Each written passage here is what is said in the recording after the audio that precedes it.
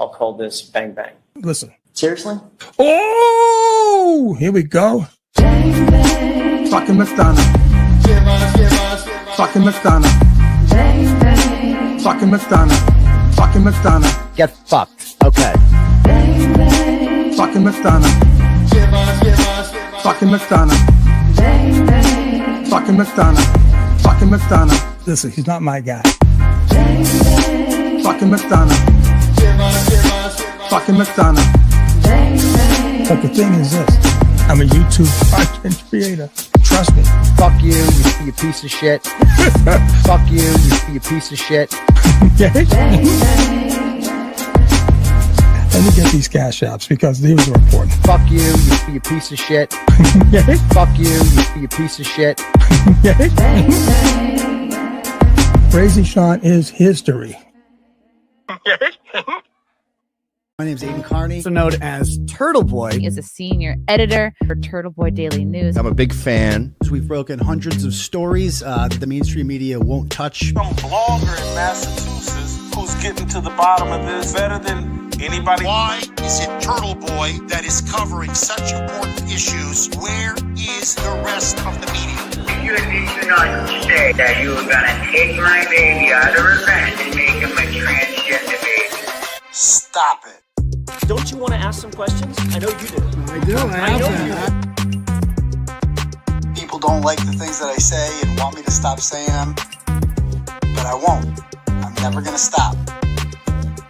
These are the kind of stories that must be told.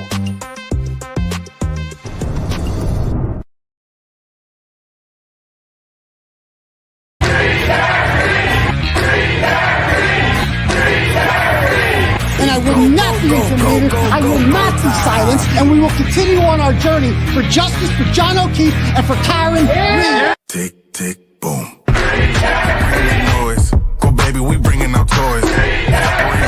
Boys, chop up a thing, it should be on the voice. Bang, bang, we gon' ride out. Gang, gang, we don't die out. Want it like this, ain't no timeouts. Tell me who really gon' find out.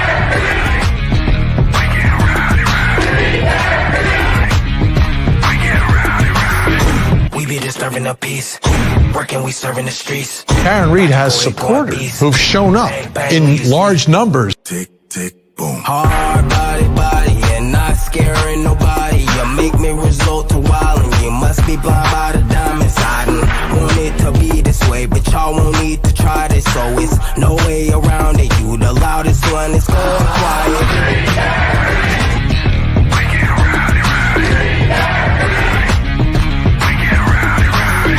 We be disturbing the peace, working, we serving the streets.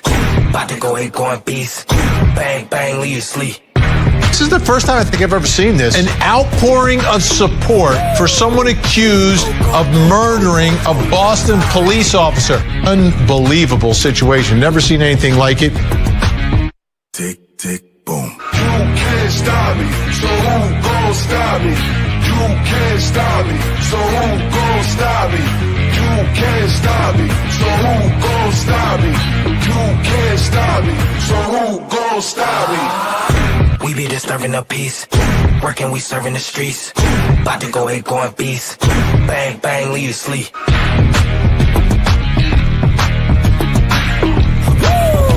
It's go, go, go, go, go, go, go time.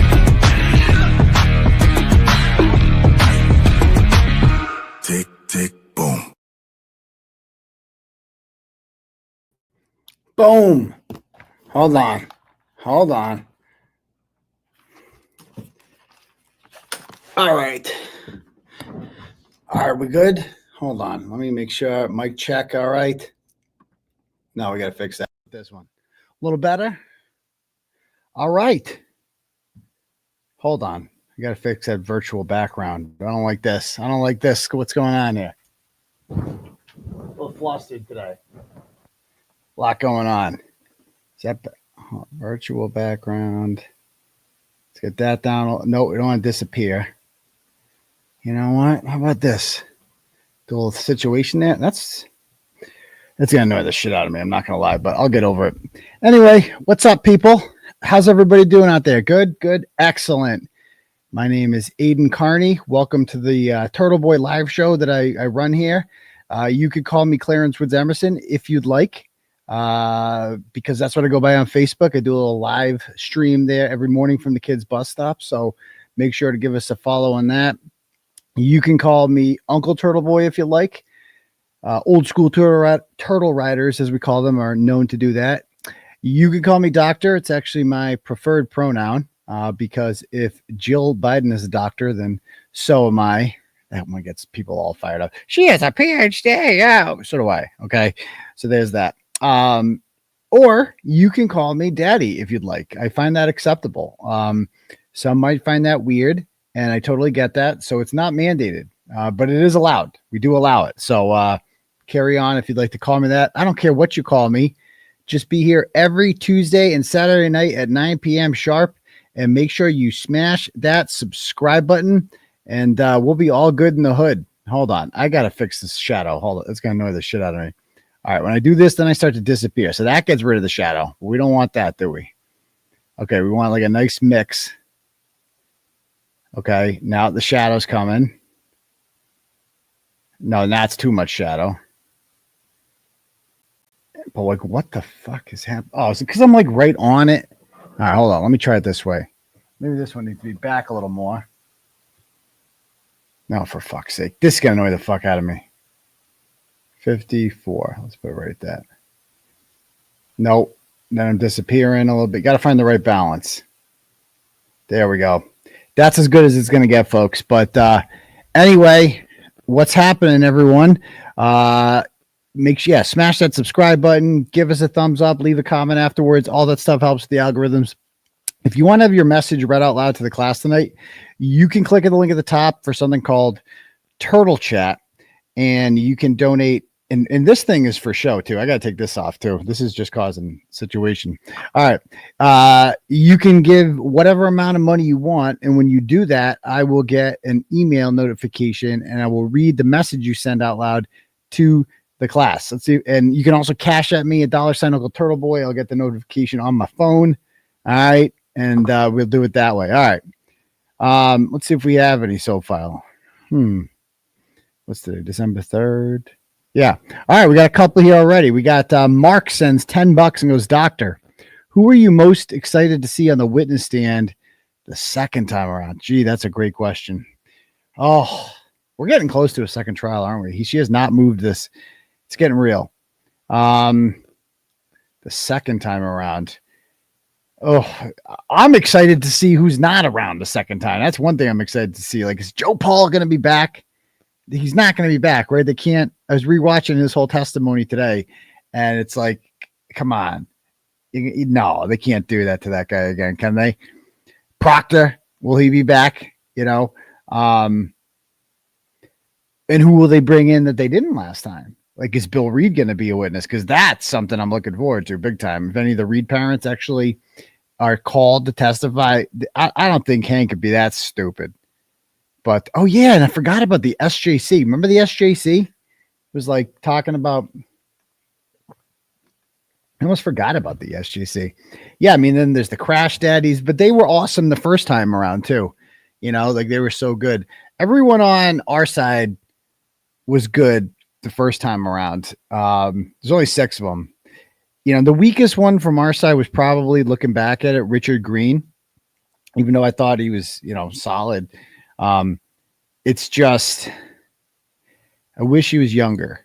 You know what I mean? Like, I'm like, I wish, because people just assume if you're younger that you know more shit about technology. They're going to be like, well, that guy, look at him, he's been working with this shit his whole life. He's a tech nerd, And yeah, the Dighton cop would be a good one. Absolutely. The Dighton cop would be a great one to have up there. Because remember, the defense did not cross-examine him. And I think that was a mistake on their part. I think he was ready to go all the way. Now, I know you're not supposed to do what you don't know. But that dude was signaling to them, man. That dude was like proud to be the good cop. I think he is relishing the role of the good cop. And Dr. Russell. And we're going to talk about her tonight. She'll be great. The tow truck driver. I don't know about the tow truck driver. That's a guy who He wasn't. I don't even think he was on the list the first time around. What else are people saying? I mean, that's a great question. Great question. So Jen McTooth, I mean, she's going to have to, I mean, she has to be called as a witness, has to be, if they don't call her. And Man Shannon had his thing today too. I forgot about that. Yeah. If they call Jen McCabe, I was thinking about it the other day, just about these witnesses. And I think I was saying this on, it was a JFK's. I was saying this on, it's like Julie Albert and Nicole Albert are a real weakness. I think they're ready to crack those two. Those two looked uncomfortable on the stand, especially with me in the courtroom with Julie Albert. That messed with her head a little bit. I think they're also going to have to keep me out of the courtroom. They're going to have to file the whole motion again to keep me out of the courtroom because I have a press pass, and then we're going to have to call all those firefighters back. We're going to have to go through all that thing about did he hit him? Did I hit him? Did I hit him? I don't know. I'm just looking forward to watching Alan Jackson and Elizabeth Little and David Yannetti and Robert Alessi now just slice and dice these people. Slice and dice them up. Like they know all their weaknesses now. They know, what they're going to say and what they're not going to say. I don't know. I'm looking forward to it. I don't know how many. Hopefully, they don't bring 1 million witnesses for the prosecution again because a lot of those people were just boring. Yeah, they need bring Megabeth maybe. I mean, bring John Jackson up. He's got a lot to say. Oh, Johnny's a great guy. Oh yeah. So yeah. So we were just like we were talking about they're talking about this conspiracy and the dog, and it's just crazy talk. It's just crazy. It's just crazy. She did it. She did it. She said she did it. So I don't even know what we're talking about here. I don't even know what we're saying. Oh, the Lapalata brothers. They would be fun to bring back. And they're going to learn from their mistakes about picking a jury. No more engineers. No more people who think they're smarter than the ARCA guys. And they're going to have to again, they got to fight harder to keep the ARCA stuff in the FBI. They got to fight harder to be allowed to talk about the FBI. Like that has to be, they took that one just kind of lying down. They got to freaking appeal that or something. I don't know. Cause that is still going on. If you guys didn't see in the Brian Walsh hearing, let me go to Joe Flipperhead's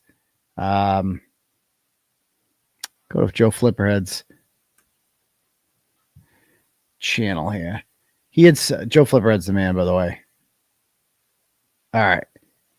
So how many follow? Oh, he's getting close to 10,000. Go give him a follow at FKR 102445. Okay.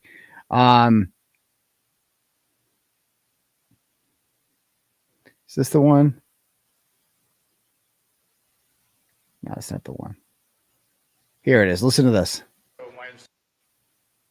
So this is in the Brian Walsh case. This is Greg Connor, the guy who turned down and refused to prosecute Cameron Reed, works for the Norfolk County DA's office. It's also my understanding that the U.S. Attorney's Office has not said that this investigation is done. What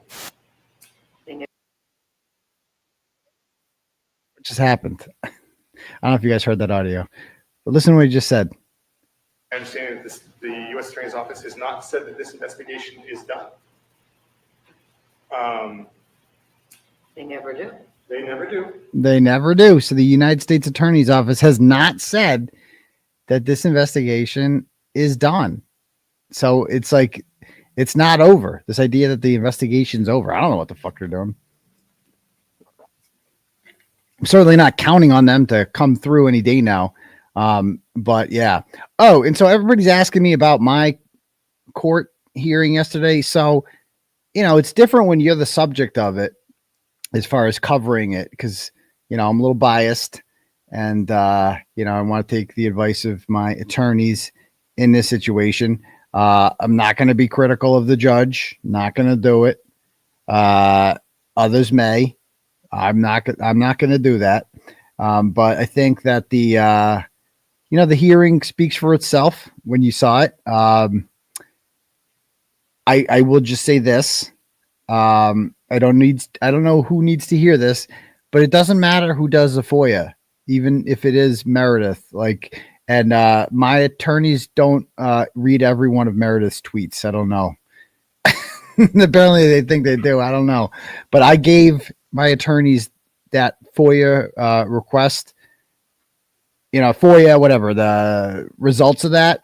And so we have all of Morrissey's, what they claim are all of Morrissey's emails. But I don't think that's all. I think there's emails missing, like, because it just, the last email, as you heard in court yesterday, the last email that we got from his FOIA request, from his burner account email, was that one on September 29th, 2023. That's the only one that was like a shady one, like the only one. And then it just stopped. He's been using it since 2020 all the time to conduct government business. And that's the only one. And it's like, And instead of, like if I was the judge, I would be like, well, this is very okay, that's suspicious. Interesting. Let's hear more about that.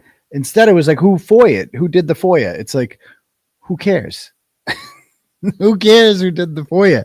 You can do anonymous FOIAs in Massachusetts. The results are what's important, right? That's what really matters. Hold on. I got to fix this. This is really going to annoy the fuck out of me. My sleeve is disappearing. All right, we're doing that. All right, cool. Anyway, so thank you for that, Dono, right there. Next up, we got the Canton Rabbit. Woo! Sends $100. Woo! And says, thank you, Brenda Sweeney, for my moment of silence. Was there a select board meeting tonight? Did that happen at the select board? Was there a moment of silence for the whatchamacallit, for the rabbit that those McAlbert Juniors in training murdered and put in that and kicked around inside that house? I hope so. That's fantastic. So yes, there should be a moment of silence for that poor bunny. So thank you very much, the Canton Rabbit, for your generous donation. Sean Garret, my guy, sends $25, and he says $25 to mark 25 years of the Worcester cold storage fire. Never forget the Worcester 6. Yes. Thank you very much. Yeah, today is the 25th anniversary of December 3rd, 1999. As a Worcester resident, raised there, everything, Worcester Public Schools, the whole 9 yards. I was a senior in high school when that happened.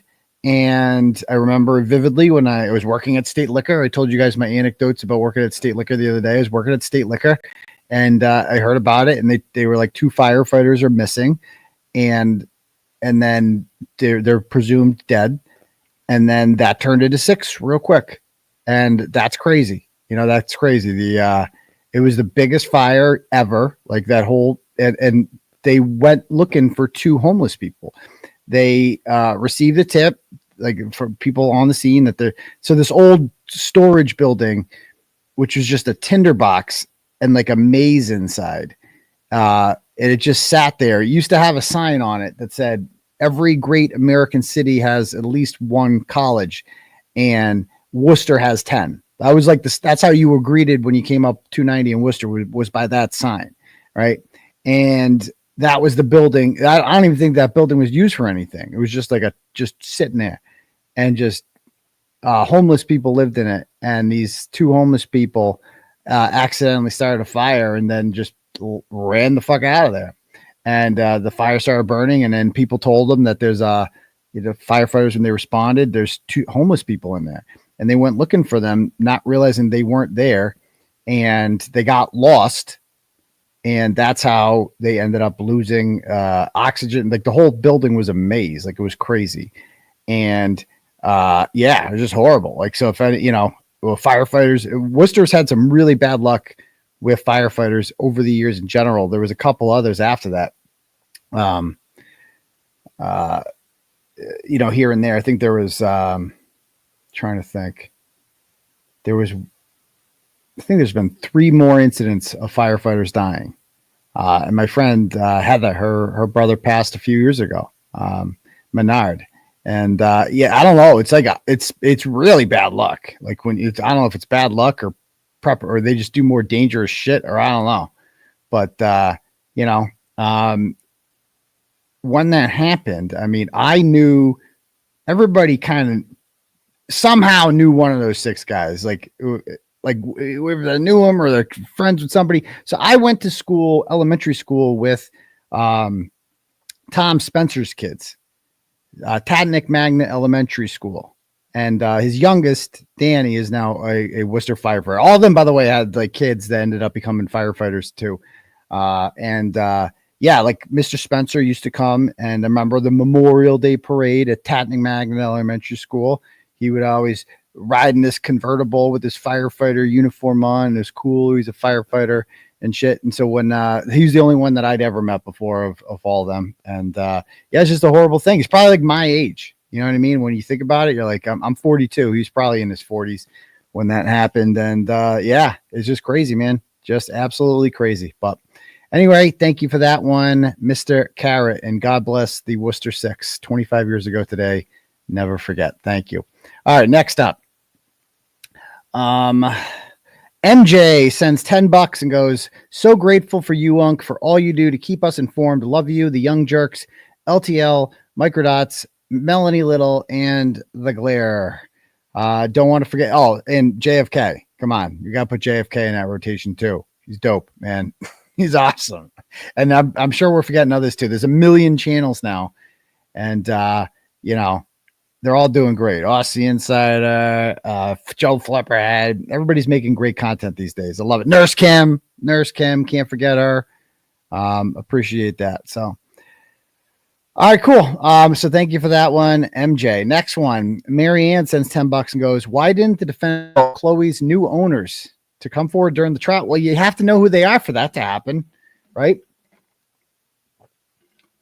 The question is, why didn't the prosecution call Chloe's new owners? That's a perhaps better question to ask, just to shut everyone up. And see, Chloe's right here. All right, thank you. Kelly sends $50. Thank you, Kelly. And she says, I got a win this week in court, but it was grueling to watch. The judge put you through the ringer. Free the closet baby, for God's sake. Yeah. So, people, they're like, well, the motion got denied. Let me read this exact language of this thing. So it says here, so the motion to suppress them going through my devices, right?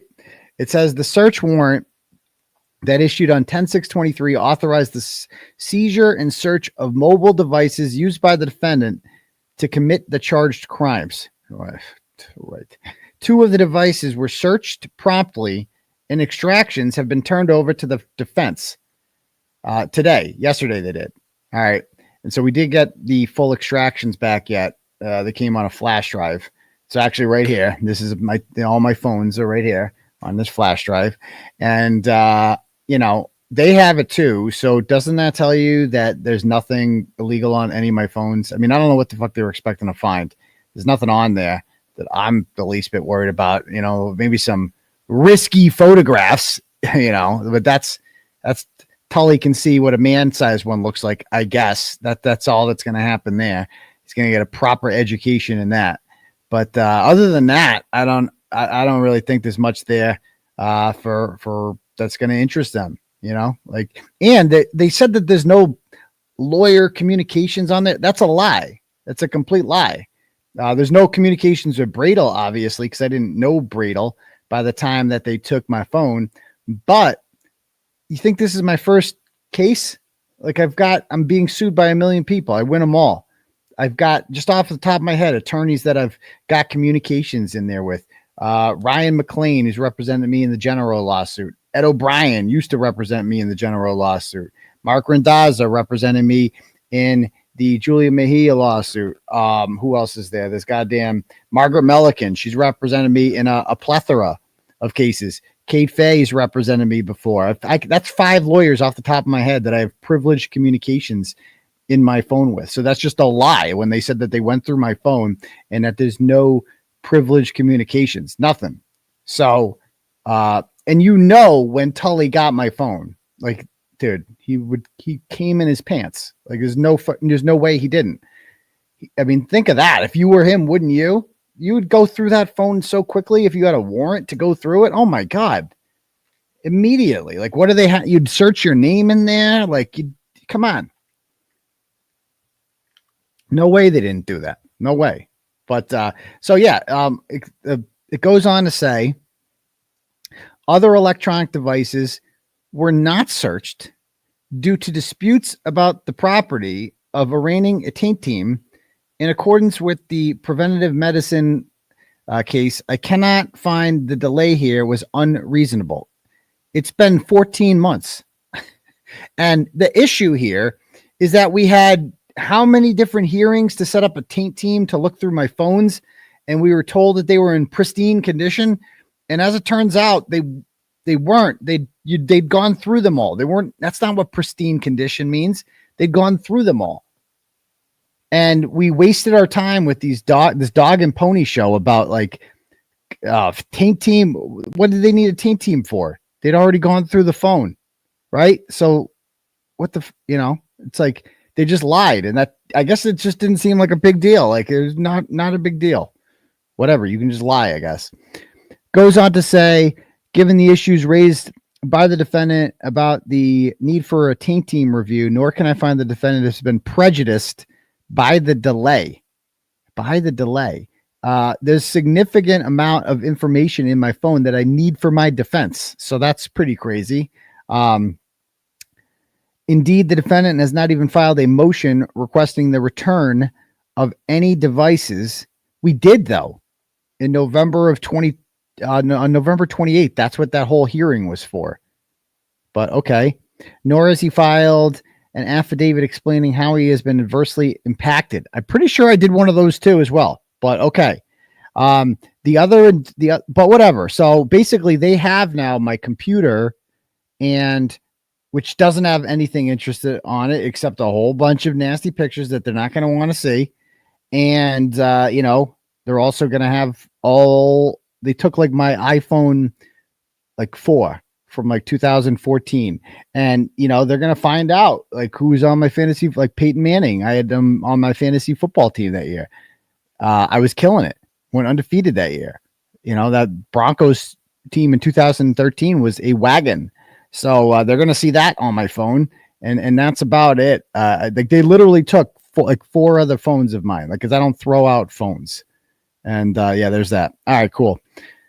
So also it says here, now in the other one, they're asking for the Rule 17. Now this is a little confusing. It says it's denied. So that regarding Morrissey's personal phone or iCloud account, the discovery the defendant seeks, insofar as he entitled to it on the existing showing, may be obtained pursuant to the ordinary discovery process with the Commonwealth. All right. The parties shall confer about the precise discovery sought. If they are unable to reach an agreement, I will hear the dispute on 12/17. So basically here, it's like he's telling both sides, you can ask for this. Like ask them for it and ask them to hand all over all his emails. And then if you have an issue, then if you think something's incomplete, then come talk to me then. But do that step. Basically, he's saying like you skip the step first. You can do this if you want first. So people are like the idiots that are like, oh, big loss. It's like, no, he's just telling us to go and do this other step first. And if that doesn't get us the result we want, come back to him. That's what he's saying there. So, is what it is. Either way, I am not the least bit worried about any of this. I'd like to just focus on, remember the McAlberts? Remember them? Like, remember that this is supposed to be a case about them? Not all this other nonsense going on in the peripheral. Like, can we get down to the meat and bones of this? But they seem to be in absolutely no rush to have me, have me tried on this case. Karen Reed's going to have to go first again. But all right, cool. All right. Next up for Turtle Chat, we have here. Let me refresh this. Brandy sends $20 and goes, justice denied anywhere diminishes justice everywhere. Yes, it does. Is that Martin Luther King? Somebody said that who was wicked smart. Thank you very much, Brandy. Tracy sends $10 and goes, did they ever find the balloon bleach culprits? They found Rich real fast with his ducks. How about the bleach culprits with Rita? Not to my knowledge. Not to my knowledge. I hope. Remember Rita? I mean, I hope Rita comes back. That's what I'm, I hope she, we're a couple weeks out of the stupid party. Hopefully we're all moving past that. I'm hoping, that time heals all. We got to stick together. It was great to see boots on the ground at my hearing yesterday. I love you fine people.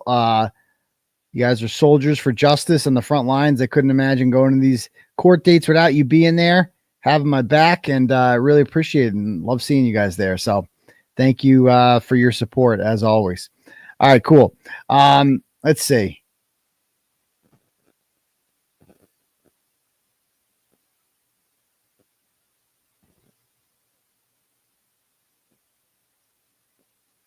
Yeah. All right, next up. Hold on. Cash apps. We got a couple cash apps here to read through. All right, first one is from Wendy, sends $5. No, this is from the other day. Says, today's my birthday. Love all you do. Happy birthday. Happy birthday. Awesome. Mama She sends $41.50. Okay. And says, I've been on replay. Glad to be here live with you. Oh, thanks. Glad you're here too. $41.50. That's an interesting amount. Thank you very much. Ashley sends $5 and says, can they have Kate McLaughlin testify again? Of course, they're going to have her testify again. And I hope they grill her more on those pictures, allowing those pictures into evidence. Thank you, Amy. Jeffrey sends $10 and goes, no Norfolk judge will release Morrissey's records. What, are they afraid of him? I mean, are they on the emails? Who knows? So thank you very much, Jeffrey. Katrina sends $10 and goes, hi, doctor. Happy 40 Tommy son Derek owns Tower to Quincy. I don't know what that means, Katrina, but thank you for the $10 very much. Jen sends $57 and says, happy 57th birthday, Eric Varney. Love me some turtle. Happy 57th, Eric V. You're the man, brother. And thank you very much, Jen, for the very generous dono. Thank you. Brian sends $5 and goes, new TV series for you and Meredith called From. It's amazing. So funny you should mention that. We started watching that before The Wire. We were going to watch them both at the same time. And I watched one episode and I'm like, that's freaky. I'll give it another shot. And I'm like, that's freakier. I'm good. That it's whoa. That's the scariest show I've ever seen in my life. It's fucking scary as shit. And it's like, and it's depressing. If you guys have ever seen that, it's like this. It's like everybody drives along and then they come across this like village, and they get lost. They think they're lost. And then they drive out of there, and no matter where they go, they end up back at this place. And then at nighttime, these horrible, horrible monsters come out, and you have to be inside. And they try to trick your children. They turn into like your grandmother, and then they knock on the window and like, hi, it's Grammy. And then the kids open the door and they suck the kids' faces, and they just kill everyone in the house. It's like, what? I want to see 2, not From. I don't want to see From. I want to see 2. I want to see when they get out of there. I'm good. I don't like that shit. I'm good. I'll try it. I gave it a shot, but it's scary. Scary. So then we started watching The Wire, and I got her into it.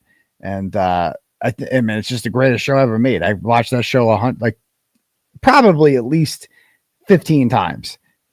first episode to last episode. I've seen it never gets old. It never ever gets old. It's awesome. So, yeah, cool. Well, thanks for the advice, but I've already seen it. So thank you very much, Brian. Maybe I'll watch the whole thing. I don't know. All right, cool. Just check one more time with the turtle chats here. We got Turtle Gang Bang Bang sends $10 and goes, Cosgrove probably had to pry your phone out of Meatball's stubby mitts.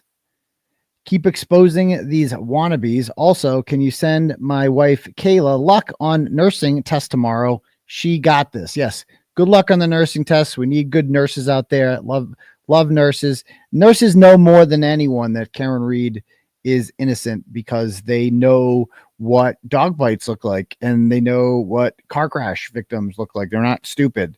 So hopefully we got some more nurses on the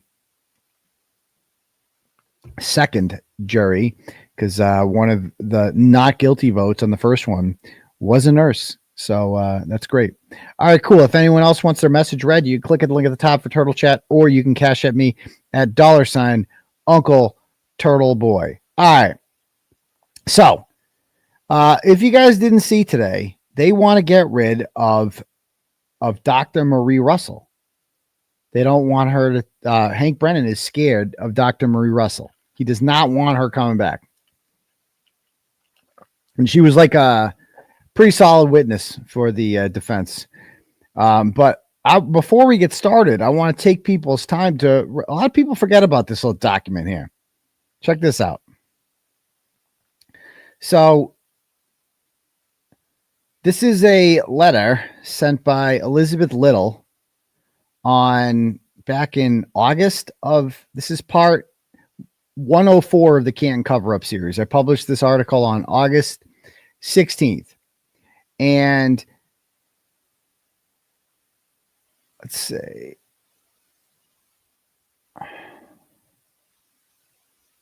Yeah. So they asked, remember that what do they always point out? Like, oh, there's no canine DNA on John's clothing. Well, first of all, we don't know that. We know that Proctor sent a swab in the mail, took like one of those little, I forget, I'm drawing a blank here. What are those things called? Where you swipe whatever, and then you put it in the mail, and he sent it to UC Davis across the country, and they tested it. But we don't know what he swabbed. We don't know what the hell he did. He could have wiped his ass with it. He probably did. A Q-tip, thank you. And sent it across the country. And, what the hell? It's like, so there's no dog DNA on Proctor's ass. Little surprising, knowing him, but I guess anything's possible. So to me, that didn't prove anything. What I would really like is John's arm tissue samples tested. Like, wouldn't that be a lot better? Like, than his clothing? Except,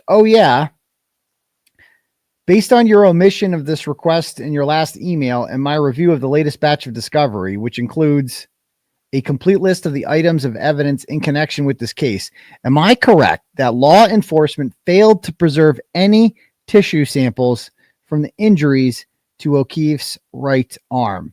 So they just didn't keep they lost it.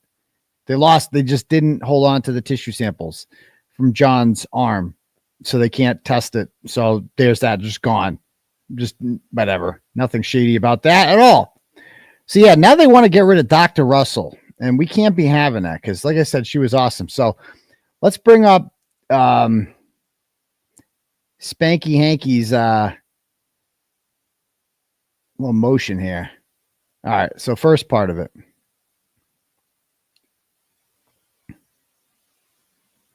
All right.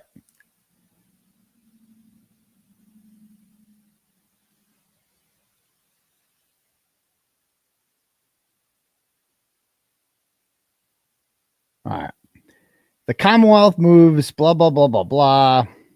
The Commonwealth requests the defendant produce the following materials by December 10th.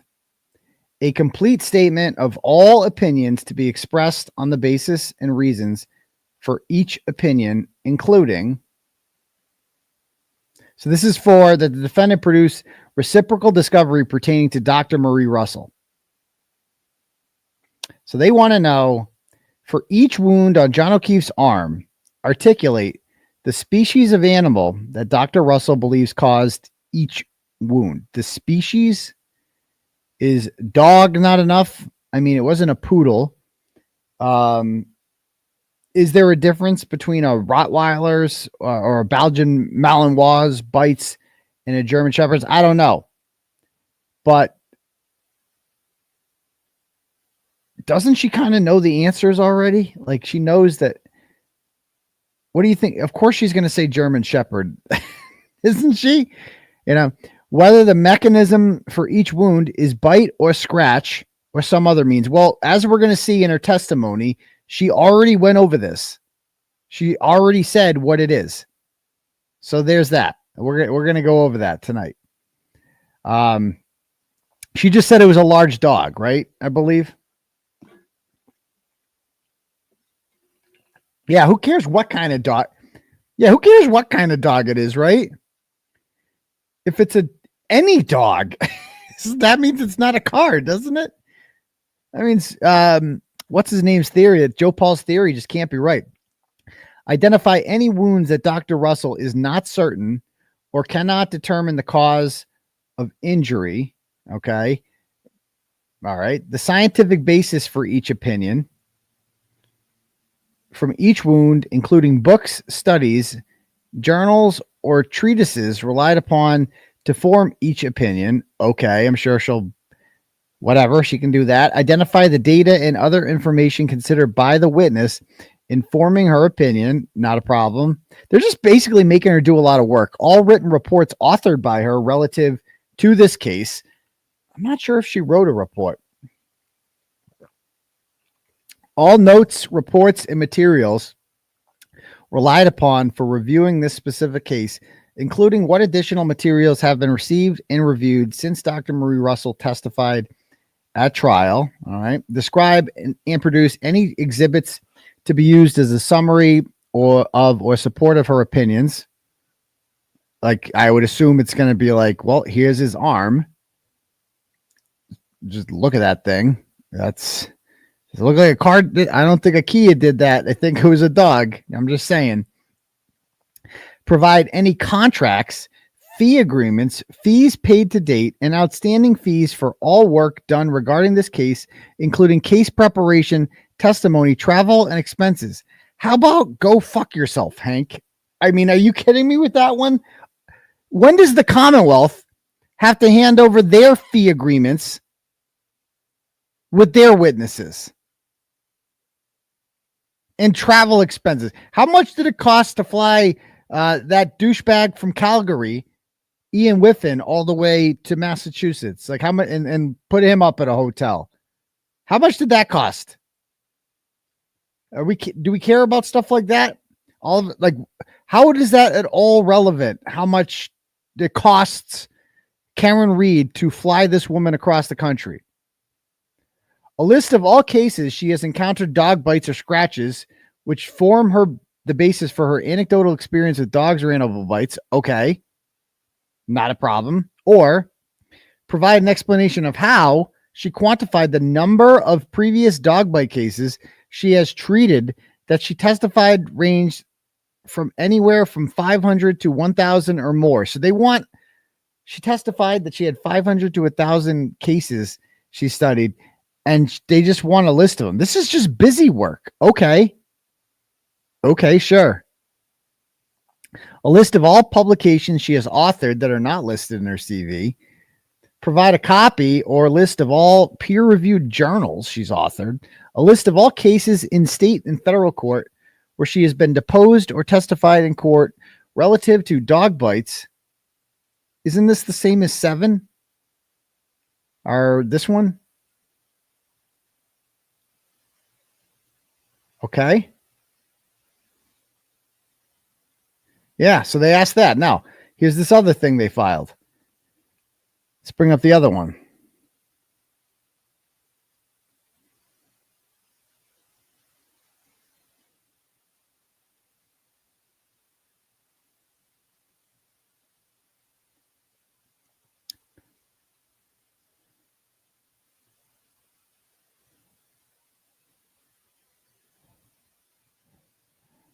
All righty.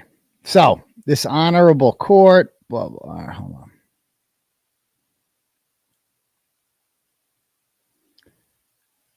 All right. So the Commonwealth respectfully moves to exclude the defendant's proposed expert testimony of Dr. Marie Russell because, one, the defendant failed to prove that the testimony meets the requirements set forth in Dobert and Commonwealth versus Lanigan, and the defendant failed to prove that Dr. Russell is a qualified expert in the field of canine bites or claw marks.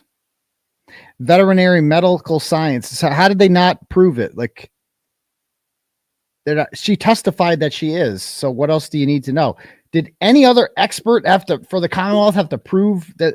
Did Joseph Paul, like, honestly, did Joseph Paul have to prove that he was an expert in anything?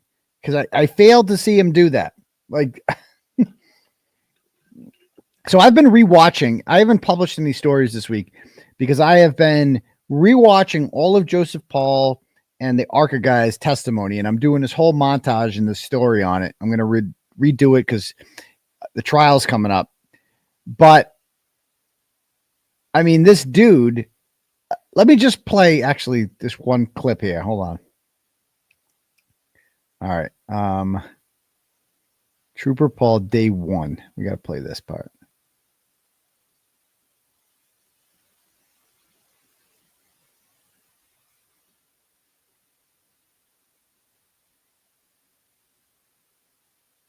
All right, what's my timestamp here? 2:24.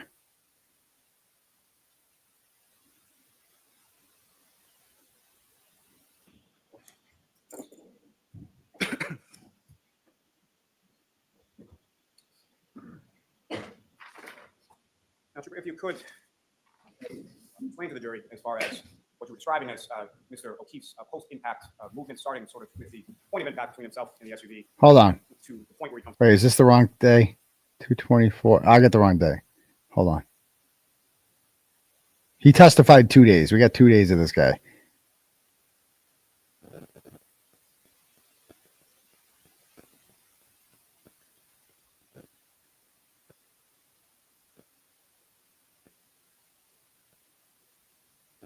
Just a few minutes ago. Oh, God, he's the best. And is there some kind of on-call system that your unit operates by? Yes. Can you describe that to the jury? So we rotate. We rotate every day. Our on-calls for 24 hours from 0700 to 0700 the next day. Wait, that's the wrong one. Hold on. Upon or prior to you entering into cars unit, what any specialized training do you want to go in regard to crash reconstruction? So when I before I got into the unit, I was sent to 3 separate classes. Took some each class is classes. 40 hours long. So the first class is basic at scene crash investigation.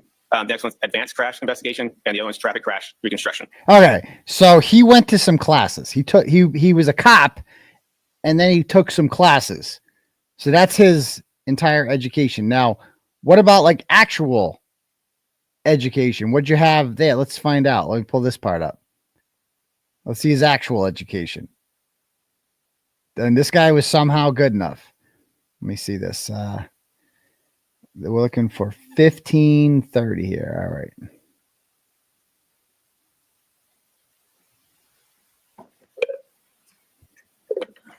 So do you have any, do you hold any degrees in the scientific discipline of mathematics?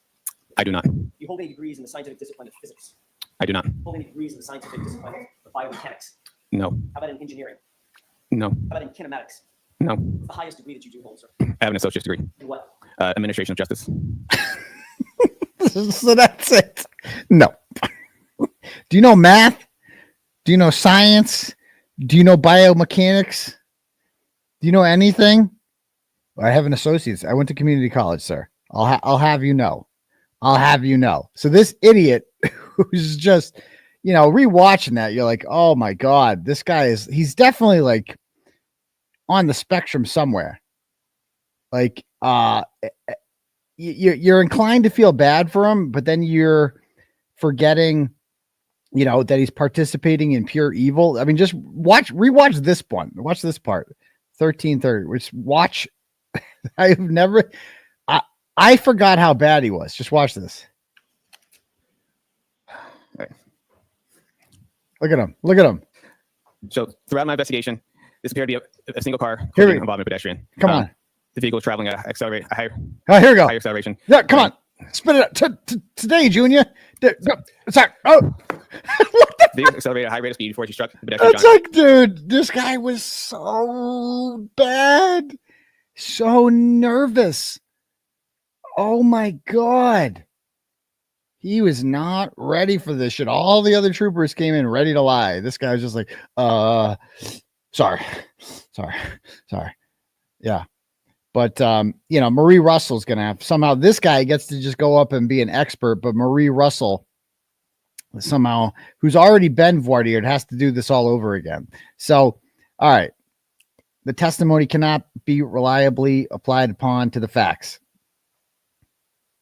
During the 6-week defendant's first trial, after the Commonwealth had called over 50 witnesses, the Commonwealth received the following limited synopsis of for Dr. Russell. However, the Commonwealth never received any written reports or opinions. She has reviewed the autopsy photos, grand jury testimony of Scorty Bello. All right. All reports associated with Chloe's previous bite history, photographs, all the items and evidence, and the UC Davis DNA testing results. She is expected to be called with the focused testimony related to the right arm injuries sustained by Mr. O'Keefe. Dr. Russell will testify that the wounds and injuries on Mr. O'Keefe's right arm are consistent with an animal attack, namely teeth or claw marks, or a combination of both from an animal. She'll also testify these injuries are inconsistent, being struck by a vehicle. She will base her opinions and conclusions on having treated hundreds of patients in the ER with injuries sustained from animal attacks, including dogs. So the Commonwealth tried to exclude her. All right. And the court ruled that the defendant violated Mass Rule 14 for the failure to comply with reciprocal and expert discovery. The only remedy, blah, blah, blah, following the voir dire hearing that she passed, they permitted her to testify and render an opinion about the abrasions on the victim's arm were inflicted by either tooth or claw marks, inconsistent with a large dog. Okay. So the Commonwealth moves that this court reconsider its findings that Dr. Russell was qualified to render an opinion in the defendant's first trial. Okay. And that the whatever, blah, blah, blah, blah, blah. Okay. So first of all, Beverly Canoni is the person that allowed her to speak. So Hank Brennan, Spanky, comes along here, and Spanky's like, you made a mistake. That's what he's telling Auntie Bev. Like, you fucked up. You shouldn't have allowed this person's an idiot. I've been studying this case for all of 3 months now. I'm an expert on it. I'm like an M.W. Phelps. I know everything. I've got it all figured out. And you never should have let her go, Auntie Bev. So this seems like an uphill battle in the first place. If they win this, I'll be very surprised, even with Auntie Bev. How can they exclude her? She was so excellent.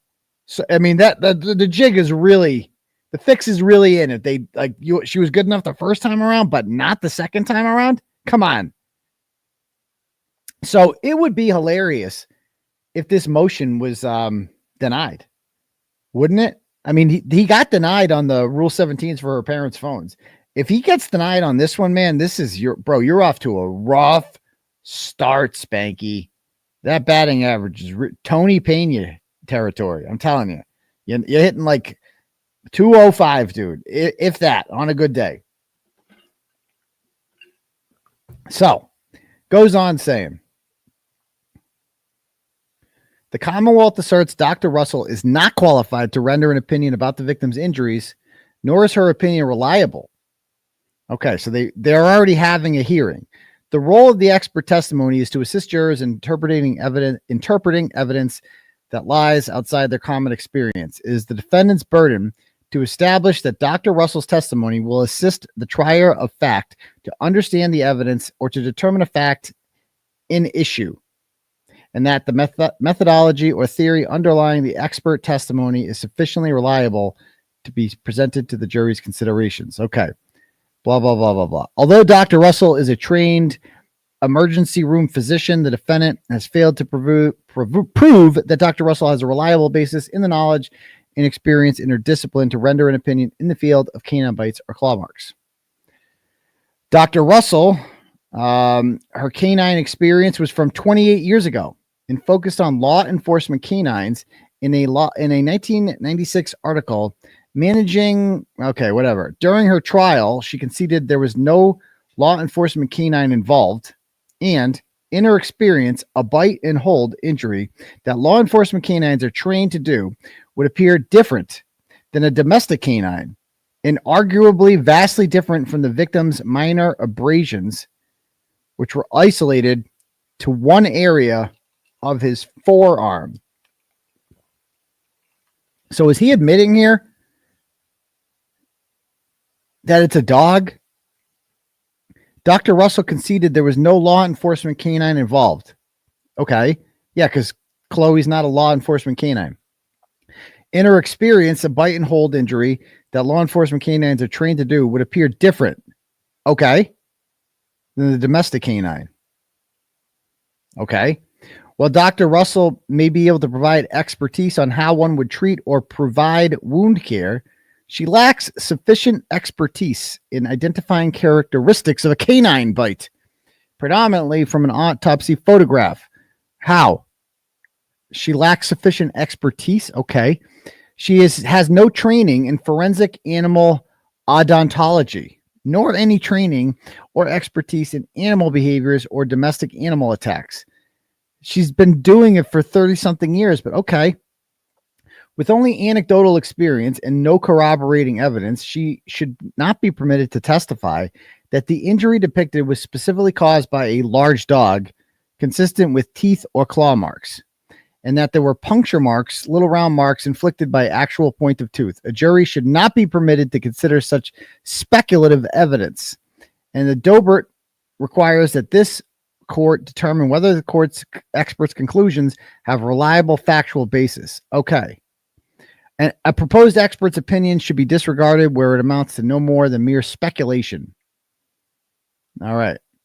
Furthermore, her opinion is in dispute with forensic findings that there was no canine DNA associated with the swabs taken from the area of the victim's clothing near the abrasions that Michael Proctor claims are from the clothing that he likely wiped his ass with. Like, let's keep it a buck here, right? That's probably what happened. Dr. Russell testified that she did review she failed to review the UC Davis veterinary genetics DNA report prior to rendering her opinion. Okay. She testified that she did review the DNA report indicating there was no canine DNA present. However, her opinion did not change. Oh no, exactly. If it looks like a dog bite, it's a dog bite. This court need not and should not admit unreliable opinion testimony based only upon the expert's unsupported assertions and desire to render an opinion that resolves an unsubstantiated and defense-driven controversy. Right. In addition to whether she's qualified, this court must also determine the expert's testimony is sufficiently reliable to reach the jury. As the proponent of the evidence, the defendant must prove by a preponderance of the evidence that Dr. Russell's methods and processes, despite a lack of any corroborating evidence, are scientifically reliable. Right. Anyway, the proponent of the evidence may establish reliability by demonstrating, okay, blah, blah, blah, blah, blah. Okay. She has no scientific. Okay. So they want her banned. They really don't want her talking. But I'll tell you one thing, Hank giving them the questions like that are going to be on the test beforehand, like he knows what they're going to ask. So I would think that this is an advantage for the defense going into this, because it's like, you know, Hank Brennan wants to know everything that she's going to testify to, right? Which gives him a bite at the apple, right? First. But it also means that the defense can prep her how to answer. It's like you're giving them the questions to the test beforehand. I don't understand what Spanky's trying to do here. I don't think this is going to end well. So let's relive a little bit of Dr. Russell from the trial. I've got some stuff here we need to bring up. Give me a minute. Hold on. All right.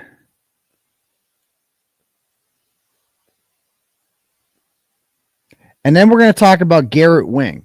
So I was in, actually, you know what? Let's start with Garret Wing. So I was in jail for this. This was, I didn't know who Melanie Little was until I was in jail. Like that's when I got into Melanie Little. I was a jail fan. And, you know, there's no TV in jail, or at least not for me in medical. And there's no internet, but people could send you videograms, 30-second clips of videos, and they would send me clips of the show. Or sometimes, like with Meredith, I would just call her and she would just play a YouTube. Like I'd miss it. And like, can we listen? I'm like, can we listen to The Glare tonight? Can we listen to Melanie Little tonight? And, you know, I would listen to it and like I would just be on the phone. Every 15 minutes, I'd have to hang up and call back because they only let you talk for 15 minutes at a time. So I heard some of this, but I didn't get to watch it because I was in jail. But so she went on some court TV thing with Kof and Doofus, and Kof and Doofus asked her, like, have you talked to an expert about the dog bites? Because she said there were dog bites. Have you talked to an expert? And she's like, no, I haven't. So, you know, she went out and did this crazy thing where she just found an expert, and his name is Garret Wing. And I hope that in addition to Dr. Russell, they also call this guy, because this guy is awesome. Let's just play some of this interview. Your channel about tell us first about your background and your experience. And I just want to point out from the get-go that Garret is not the kind of expert that can testify in court as to dog bites, but we are going to ask him to pick his brain with regard to his experience in his dog training, dog handling. Wait, he's not the kind of expert? Police. And I just want to point out from the get-go that Garret is not the kind of expert that can testify in court as to dog bites, but we are going to ask him and pick his brain with regard to his experience in his dog training, dog handling, police dog training, his experience of observing dog bites throughout his very long career. And we are going to get some information from him that way. How is he not qualified? Why can't he testify? I don't see why. I mean, what? If he's an expert in dog bites, I don't know. Exactly. Like Ian Whiffin's an expert. Like what? Didn't he say he doesn't testify in court? I hope he changes his mind because he's excellent. Excellent. Okay, so I'm going to give you the screen. Go for it. Sure, and thank you for that. And hey, not for nothing, I can pretty much guarantee I've seen more dog bites than most any medical examiner. And I would say that because people don't often die from dog bites. Very rare, even police dog bites, which can be very serious and very gruesome. So I don't think medical examiners get to see a lot of dog bites on dead bodies. It just doesn't happen. Now we're talking about gunshot wounds, and I'd be a little bit out of my league there. But when it comes to dog bites, I can't even tell you how many I have seen. We're talking dog bites on humans, whether it's on a suspect, or we get a lot of what we call accidental dog bites in training. When you're training and working with police dogs, you play with fire, sometimes you get burned. But to kind of set the stage with my background, my father was a police canine handler since 1981 with the City of Miami Police Department. I was born in 1983. My daddy so was a police home of a police handler. canine handler. The dog is like your pet dog. Yeah. He's there 24/7. So I grew up with police dogs. My father had 5 dogs in his career, and obviously I lived with my father the entirety of my childhood. So not only would we have one police dog in the house, but anytime that first police dog would retire, you'd bring the dog home with you, as I said earlier. Okay. And so I would go often with my father to police canine demos. So this guy's like the Mona Lisa Vito of dogs. He's like, my father was a dog trainer. His father was a dog trainer. My brother was a dog trainer. We grew up with dogs. I knew all about the dogs. And he's literally the Mona Lisa Vito, I think, of dogs. That appears to be what this is. Bring a kid to work day. And my first experience actually taking a bite from a police dog on a sleeve was at the age of 8 years old. I took a bite from what was at the time my family pet, but was actually my dad's police dog. We were doing a demo for some kindergartners, and he said, hey, Garret, my partner didn't show up today. We want to put on a good show for the kids. Could do me a favor, put the sleeve on and go hide in the bushes. And I was actually kids. I've never done it before. I told him, hey, Dad, I haven't taken a bite before. What? Having been in the game so long. Been in the game. A little taken aback. He's like, what do you mean you haven't taken a bite yet? Of course I've taught you how to take a bite from a police dog. I'm like, no, not yet. He goes, well, today's your day. So this is wild. What a childhood. Son, have you been, you're 8? Oh, you haven't been bitten by a dog yet? Fucking throw on a suit. Get over here, Fido. Come fucking bite my son. What? This guy's an expert. Come on. That was the first time I took a police dog bite at 8 years old. And fast forward to when I was 16 years old, I started doing police ride-alongs with my father in the city of Miami. We're talking like late 90s. And late 90s city of Miami is very, very action-packed. A lot of crime going on, a lot of action in the city. And so our very first night out, working midnight shift in some of the rough areas of Miami, obviously Overtown, Model City. And my father was a super go-getter when it comes to police work. He worked very hard and just loved the action and spent 28 years in the canine unit. So our very first night out, We get in a stolen vehicle chase, ends up in a car crash, and a bailout. 3 suspects fell out of school. And very long story short, I see my very first dog bite. I see how the dog tracks the suspect, locates him, and we get a dog bite at the age of 16 years old is when I see my first one. So not typical for a 16-year-old to be seeing that type of act. We would trail along another coworker who was in the canine unit to come in the backyard with them, to go on searches with them. They find that police officers who aren't up to par, who haven't trained with canine, become more of a liability than an asset. And so they're very selective on who they want in the backyard. And so it becomes very much trust that you have their back, because it's a very dangerous job. And so anyways, at the age of corporations are really freaked out about terrorism, especially bombs. And so I got a job with a company called Garrison Sloan, still in business. Super cool job for someone at my age, only 18 years old, had security clearance, and I got the hookup. I just got to tell you, you name it. And all of these dogs were actually destined to become police dogs. These dogs were fully trained. I didn't do bite work back then. She put in about 25 years in the City Miami Police Department. I put in 2 years minimum with our agency to be considered for a specialized unit such as canine. And wouldn't you know, 2 years, as soon as the window opened, I put in my application and got accepted and was in the canine unit, which was really cool because at that time my father was in the canine unit, my stepmother was in the canine unit, of course. And so that is completely unheard of. So he's a cop. He's a Mayan. This guy's a cop, correct? I do have this right. I'm trying to read the comments. He did an episode on his channel. Okay, I'll have to check that out about Karen Reed and the dog bites. Interesting. This guy could come across as very credible as jury, like watching his dog videos. I got to watch more of his videos. But so he's retired. He was a cop. Oh, he's not a cop anymore. I see. He's out the game.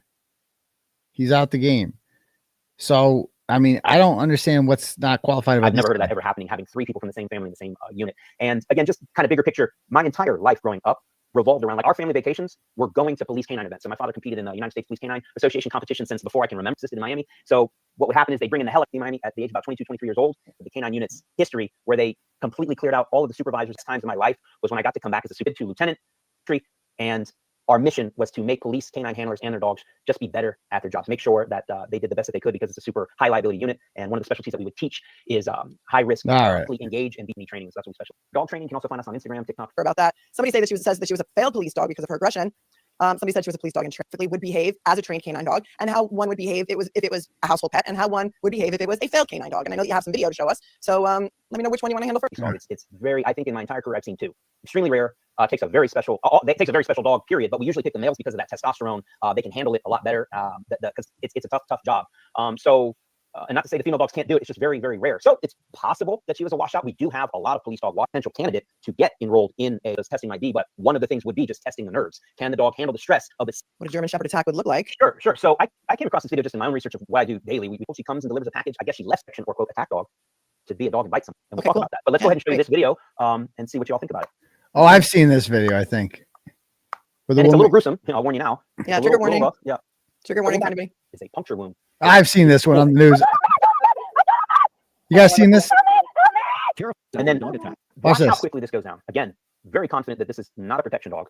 This is a German Shepherd doing what German Shepherds were bred to do for hundreds of years: protect their home. That attack captured by our own dash camera. All I can say was, help me. I thought it was going to die. Deanna Riveros needed more than 30 stitches. I'm going to go back to that. Those look familiar? Look at that. Look at that shit. Yeah.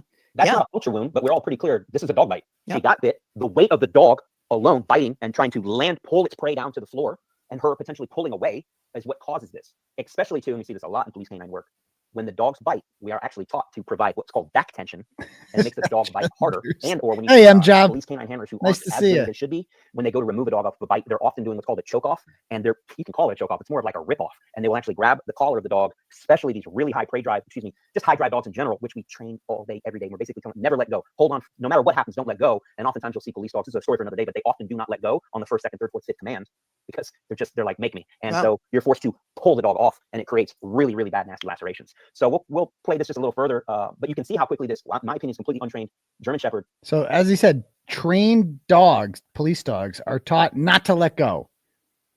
And this dog that bit this woman is not a trained dog, so it latches on, and when you pull off, that's what causes that laceration. I always thought when I used to look at John's arm, I'm like, those look like scratches. I assume those are the claws, right? But no, they're actually the teeth. Like the dog latches on at first with its upper teeth there.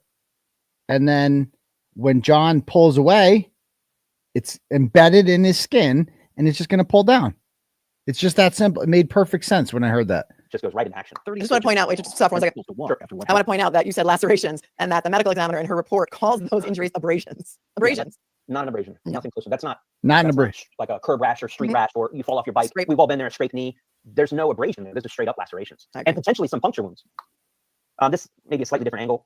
Just watch it again and we'll move to something else. But look how quickly this dog doesn't hesitate to jump in. So I went back to her house. When the door opened, a dog. Imagine what a dog bite looks like when the fight takes place over 2, 3, 4, 5 minutes. You're gonna get a lot more damage. And then if you ever try to break up a dog fight, you find out real quick how quickly you can get bit when the dog's in a frenzy like that. Point being, that's about an 85-pound German Shepherd. I don't know if it's a male or female. It doesn't really matter.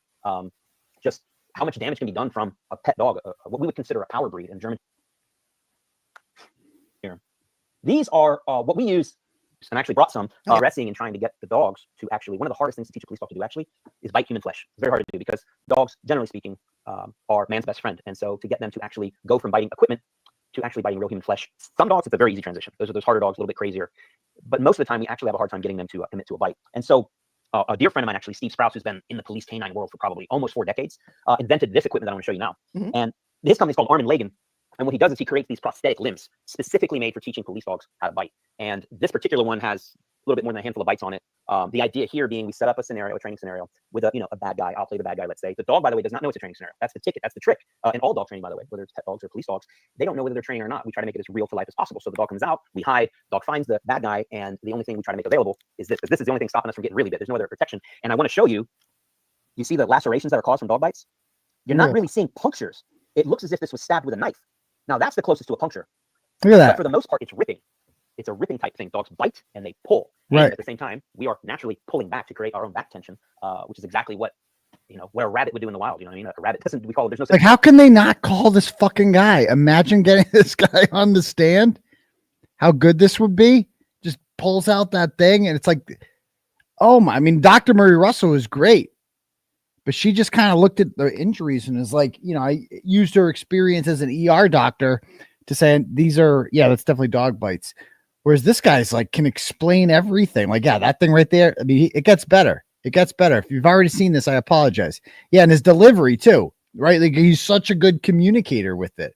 And if you're on a jury, you're going to believe this fucking guy. You're like, that guy, look at him. Look at his mustache.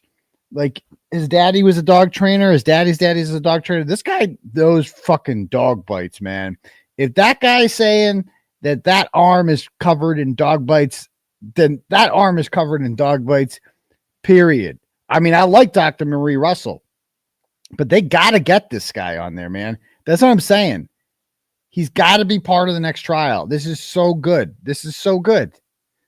Such thing as suicide bunnies. If a bunny or any other prey item is getting bit, their whole objective is to get away, get away, get away. And that's where you get the lacerations that happen. So that's one piece. And here's another one.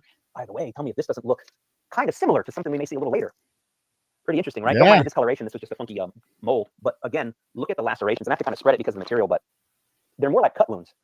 And you can see the angle, right? It's pretty consistent depending on how you present it. So hopefully your viewers find that pretty interesting. Yeah, that's really interesting. And Would there? Go ahead, let me. Okay, go ahead. Finish before you, and then I'll. Would there be? If you want to see a video of a dog actually doing it. Yeah, we do totally. But we're saying, could you explain bite marks on one side of the arm? Maybe you can't see all the photos, and Jo could have wounds under. Sorry if people could. I have not seen any photos of the inside of the arm. So let us know in your experience what you see in these types of dog attacks. Sure. So yeah, sometimes you will not see like a mirror image of the bite. Sometimes it really is. It's just like you see here. It's very hard to tell where the top tooth was, the bottom tooth was. Where's the matchup? Those top canines tend to do the most damage. But it's very hard to match up. Like, is this the top? Is this the bottom? Is this from one bite? Or is that one canine? Is this a different bite? So this is something that the McAlberts always say is they're like, well, why isn't there bottom teeth mark? And he says right there, what do you say about the top teeth mark? Very hard to tell where the top tooth was, the bottom tooth was. Where's the matchup? Those top canines tend to do the most damage. But it's very hard to match up. Like, is this the top? Is this the bottom? Is this from one bite? Or is that one canine? Is this a different bite? Very tricky to tell. It's not like a vampire bite, where it's 2 here and 2 here. It never looks like that. And one of the hardest things. It never looks like that. One of the not fun parts of my job as a police canine supervisor is writing bite reports. I cannot tell you how many bite reports I've done. And one of the parts of the bite report that is very important is to document in as much detail as possible the actual injury. And so, yeah, you could say he had a dog bite on the arm. Yeah, but it was actually, and this is, trust me when I say this, how do you have a 3 laceration dog bite? Meaning sometimes the dog bites are pretty straightforward. It's a single bite. And when we look at the injury, it's 1 or 2 cuts here and 1 on the bottom. And then I'm like, I have to call the canine here, like, hey, correct me if I'm wrong, man. Is your dog missing a canine tooth? Which happens. Sometimes they get pulled out, ripped out, whatever. It's like, no, I've got all 4. I'm like, well, I don't know how we only got 3 lacerations, but sometimes the dog's coming in at an angle. It's not always just a perfect bite. And the other thing that you see, there you go. It's not just they like, what do you think? It just got an immediate, you think the dog just got a perfect angle and got right on there? This guy can explain everything. And what do you see? They actually show him the thing with untrained dogs or dogs that are, whether it's a police canine washout or it's just a dog who doesn't know how to bite, wasn't trained to bite, is you will see what's called shallow biting. Shallow biting is when they only use their canines to bite, and it creates a lot more of those lacerations versus police dogs, trained dogs to bite. We teach them to bite and hold and bite deep. And so, because what we don't want is a police dog to do more damage than they need to, right? We have a suspect that's refusing to say, come out. I don't want the dog going in there and just biting and letting go and biting and biting. Next thing you know, you have to explain, why was the guy bitten 8 times? The cleanest, best bite that we are looking for is what's considered a bite and hold. One bite, I don't care how long the fight takes place. It can typically last anywhere from 15 to 30 seconds. So some guys want to put up a longer fight, 2 or 3 minutes, which would be extended. But even if it was a 2 or 3 minute ordeal where the guy's all out fighting with the dog and we're struggling to get him in handcuffs, we're looking for one bite, one hold, and not all up and down the arm. But that takes a lot of work to get a dog to do that. What we see, and these are the dogs that get washed out, are what we call nervy dogs. They're more like jabbing with their teeth. They'll reach out and bite, but they don't commit to the bite. And again, if they're not trained to bite and hold and they haven't built up that grip strength and they're not biting deeply, then it's very easy to pull away from the grasp of that dog. I mean, it just makes, when I heard this, I'm like, yes, that makes perfect sense. And just the way he explains it again is so convincing. Very easy to do that, which then the dog re-engages, and that's what can create a scenario where you have multiple bites. And that's the first thing that came to mind. And in fact, when I shared the photo, the autopsy photo, and should I share it now? So sure, bring it up. Yeah. When I shared this, actually, no one was going to come on here, and I was unaware of the case, but the photo itself is very interesting. Let me see if I can pull it up. I don't know if I'm going to be able to. Yeah, this should do it. I think this will get it done here. Yeah. Just bear with me as I pull this up. Sure. All right. What are your thoughts on this? And they said, there's zero question that this is a dog bite. Zero question to them. We're also trainers who themselves have seen countless bites. Probably between us, we've seen hundreds each. And I didn't say anything. I said, what are your thoughts on this? And they said, there's zero question that this is a dog bite. Zero question. Their thought, though, was that this was a police dog that probably should have been washed out. This is not what we want to see on a police dog bite. We don't want to see constant re-engagements, which is what this looks like. But this is what I would expect from, like, that German Shepherd we saw bite that lady, the delivery driver, right? Just naturally going in, doing as much damage as possible, not understanding the mechanics of biting deep and holding. These, in my opinion, are bites utilizing the front of the mouth. Furthermore, I had seen video, and I could be wrong, but when Mr. O'Keefe was last seen on that surveillance camera in the bar, it appears like he's wearing a long sleeve shirt, almost like a sweater, maybe. Yeah, somebody was asking that exact question. So let me pull up that exact question, but keep going. And this is exactly indicative of a dog. And we see this even with trained police dogs. When someone's wearing baggy clothing or long sleeves or jeans or a jacket, you're going to get these more shallow bites. The dog's constantly trying to get a grip on the prey. And of course, the prey item is moving away, and you're going to get these. This is what's considered shallow bite marks. This is the dog trying to get a grip, but the only thing that's sinking in are those front teeth. And the biggest thing that kind of stood out to me, I don't know if you can see my cursor or not, but this bite right here. I mean, calling it a bite. I'm trying to stay objective here, but these look like, and you see this a lot with shallow bites. What it looks like is this is maybe the left canine, maybe the bottom right canine, or the canine here. But like this is, dude, he can say the exact teeth. He's like, this is probably the left canine, or the bottom right. But can he say the species? Because that's what fucking asshole wants. Can you give us the species? Like, I dare you to voir dire this guy, Hanky Spanky. Come on. But these. Is there a way for you to enlarge that photo on your screen? Yeah, there we go. It's a V shape. Like the front teeth. Think of the dog's. Let's say potentially the teeth were here, the bottom teeth were here. These little ones here are the little, and I'm not a veterinary dentist by any means. These are the small little baby teeth. I actually have a very crude example here. I don't know if you guys can still see me right back. Yeah, I'll give you the full. Look at, he brings the fucking, look at this thing. Not the canines, but these little teeth right here. Look at this. When you get a shallow bite, that's what it looks like. And I can actually pull up. Just imagine he brings that thing out at trial. Like, he just busts. What is that thing? Why did he just has it lying around? Look at this thing. Like, imagine this thing comes out at trial. What juror isn't going to be convinced by this? This guy can explain it all. Like, this guy's got everything. Teeth right here. When you get a shallow bite, that's what it looks like. And I can actually pull up another picture of a dog bite that we know is a dog bite. And you're going to see the same kind of, I don't know if you want to call it striations, but those front baby teeth also causing damage. So I'll stop sharing for a second and I'll reshare. I'm saying, can the dog bite and scratch through sweatshirt sleeves? I'm saying, like, whatever this guy costs, bring him in. This guy would be so effective. There's nothing that anybody could say to this guy. Sleeves on long sleeve shirt. Yes, absolutely. In fact, that's when you're going to see, again, more shallow biting, less punctures, because the dog keeps trying to get a grip, but that material offers just a little bit of protection and makes the material slip more, which gets you more of that kind of striping or laceration. So I'm going to share my screen again, and this again is another dog bite, an actual dog bite that no one's arguing. And you're going to see this is a very minor dog bite. This is from those front baby teeth. I'm saying baby teeth, but whatever those little teeth are between the canines. See that?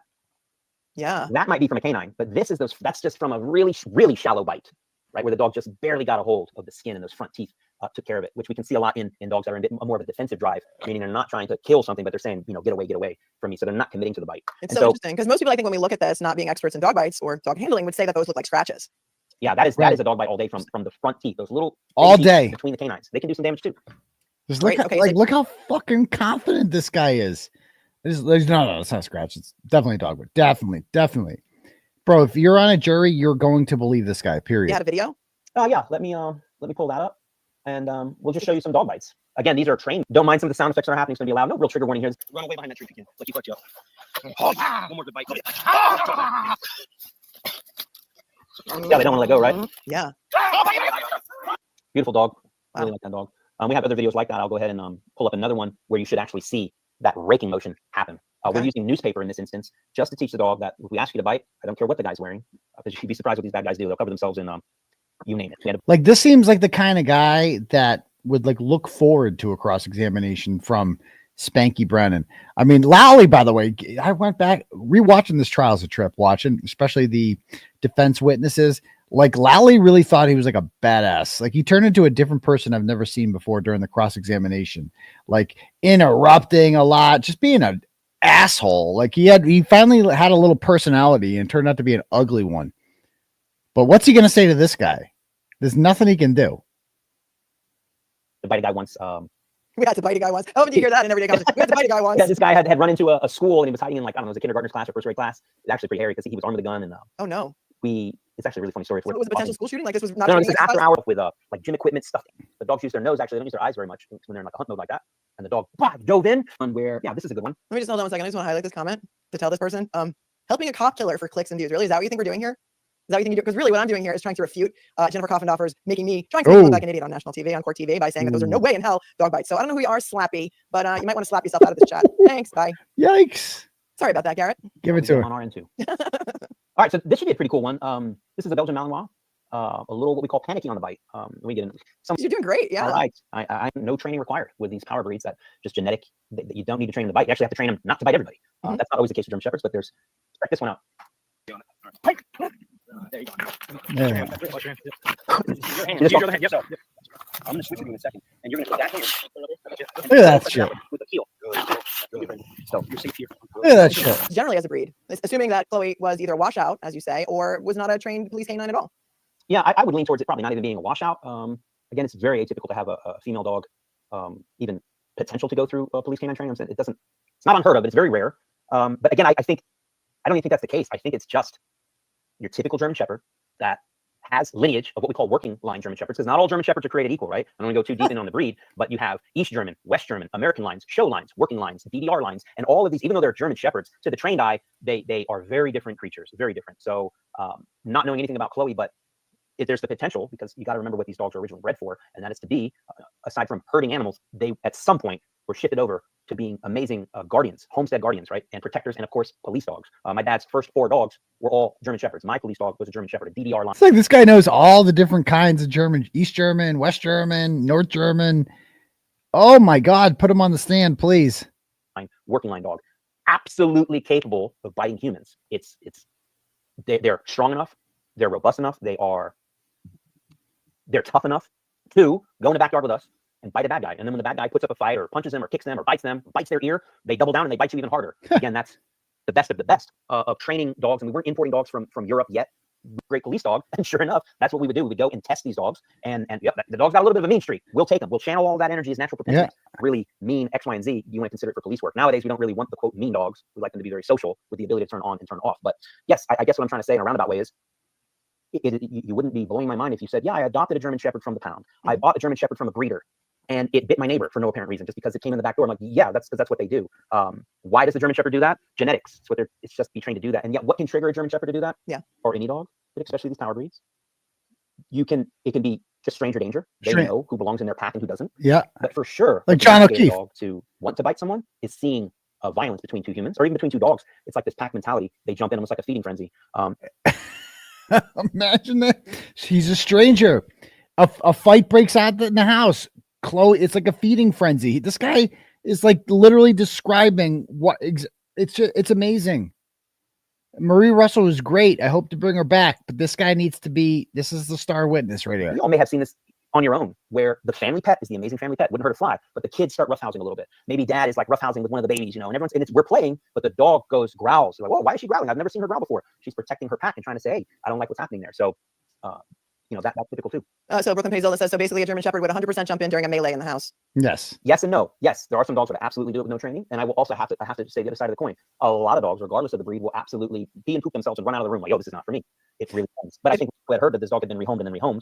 Well, this dog, we know that this dog bit 2 other humans in skin piercing incidents, I believe, after this incident that were recorded, and those victims went to the emergency room. So we know that. So there's that. I don't know that we've had a whole lot of prior records with regard to this dog. Some people say that Chloe may have been a rescue, but I think based on what you're telling us, it doesn't really matter whether Chloe was a rescue, adopted from the pound, a canine washout, that this breed of dog, a German Shepherd, may bite somebody regardless of their training or not, or lack of training. Correct. Yeah. And mind you, we deal with this on the regular. In fact, the last German Shepherd we had in our program, he just went home about fighting out of him. Wow. Yeah. I mean, this is all great information. I don't know if you have any more videos that you want to show. I remember that. Thank you, Aidan, for gifting. Oh, thank you. I felt like I had. It's like I said, it's in their DNA. You don't need to teach. If you told me it was a golden doodle or a golden retriever, yeah, that's not so much in their DNA. They want to get belly rubs and they want to play fetch. But German Shepherds, Corsos, any of those guardian breeds, like that's why we get them, you know, because it's in their DNA. I'm trying to find another video with, again, a completely untrained German Shepherd that is basically a menace, biting the crap out of people. And the dog ends up getting put down. It's kind of a sad story, but we did a review on this incident about 8 months ago. I'm going to pull up the video and just show you actually see the dog try to bite a police officer. Thank you, Todd, for buying me a coffee. I appreciate your $20 super chat. Thank you so much. We get this video to load and then we'll. All right, sure. I'll just keep thanking people in the meantime. Thank you, Morgan, for becoming a new member. And just G, thank you for your super chat. We need Garret as an expert witness for the defense. Be careful when you go in Miami. What is it? Reaching out to you, or more than one defense attorney. Wait, what did this say? Hold on. And I'll tell you too, you know, when it's time to get into that, if you want to. Sure. Hold on. I've seen a lot of pedestrians hit by vehicles. And just G, thank you for your super chat. We need Garret as an expert witness for the defense. Who knows? After this video, maybe somebody will be reaching out to you, or more than one defense attorney might be reaching out to you. And I'll tell you too, you know, when it's time to get into that, if you want to. Sure. I've seen a lot of pedestrians hit by vehicles. A lot. You see that a lot. Oh, in Miami. By the way, be careful in Miami. Most people don't have a license or insurance, and they come from, you know, third world countries where so you get a frogger sometimes. You get across the street and people get blasted. A lot of hit and runs in Miami. Oh. So he's also an expert on vehicle collisions with human beings. Notice he didn't say, oh, that's a nice pause right there. Notice he didn't say, no, I can't do it. So I'm not sure what they were saying earlier on. I know it was a comment she read, but notice he didn't dismiss it. And then she said, you might be getting a call soon. Apparently he didn't, but I think they got too cocky in the first trial. They need to have this guy. This is the guy. A lot. Wow. But my point being, for someone to get hit by a car and be killed, there's damage. I mean, significant. It's not a little cracked lens. It's body panels completely mushed in. Like when you see a car that's hit a deer. Correct. Lighter than humans. I mean, it destroys a car. And so to have, you know, again, I don't know if we want to get into that or not, but. Yeah, no, I mean, yeah, I know you've seen, and I too have handled thousands of car accident and dog bite cases during the course of my career. And that those injuries to his right arm specifically are not a result of a low speed pedestrian versus Lexus SUV accident. They're just not. And this is before they came up with the theory about the tail light hitting the freaking arm too. I still can't believe that's what they went with. The arm, he stuck the arm out, the arm exclusively, and then it propelled him and he did a pirouette and then he was projected. Did he fly or did he roll? I don't know. There's no bruises on anywhere on his body at all. And his arm was just caught up. Like it just fucked up his, like, what? I can't believe there's people that believe this shit. I cannot believe that. If you believe that John O'Keefe was was hit by a car, I've said it before and I'll say it again. You're just too retarded to exist in society anymore. There's no other way to put it. I can't be nicer about it. You're just retarded. That's all there is to it. I mean, bro, that's not seriously looking at those injuries. I don't need to be Dr.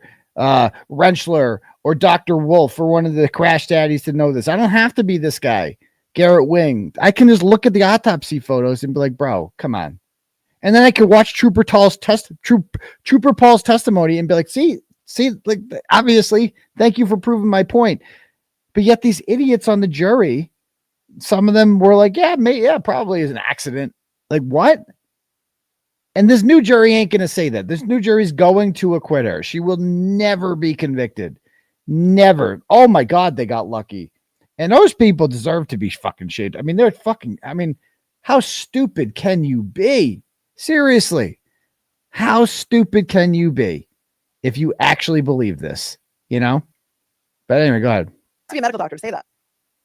Well, let me share this. This is again a completely untrained German Shepherd. It had already bit. I'll just give you the backstory. It had already bit. Do all kinds of stuff. The lady was non-compliant, and so animal.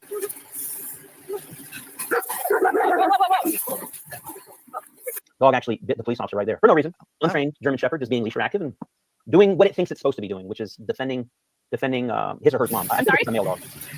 Oh, I thought you were talking to me. Just say it one more time. Yep. Wow. Yeah. So training or no training, it's dogs can bite. We call it will make the difference, but oftentimes not. In the same vein, just Joey. And that's another good point. If Chloe's alive and Chloe was rehomed, Chloe's going around just biting people all the time. Isn't Chloe biting the shit out of? Who the fuck would want to adopt a 6 or 7 year old dog that bites people all the time?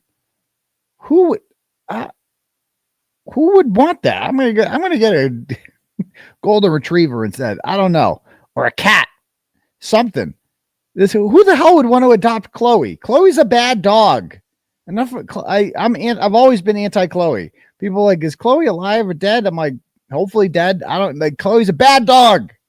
And Joey just saying, says, are German Shepherds more prone to continue biting people after a major attack? Would that explain the next 2 bites? Yes. So there's some names for it, if you will, but when they get a rep like that under their belt, we kind of call it like a boxer who gets its first win, start getting a little cocky, a little confident, and feeling like, yeah, first off, it worked out for me this time. And dogs can be pretty simple creatures. When I feel threatened, like look at that German Shepherd, zero hesitation. It bit that police officer because it's been doing that. It's been rehearsing that for, at that point, probably months and months, if not years. When I see someone I don't like, I lash out at them, and either mom removes me from the situation, which makes me feel better, or they run away.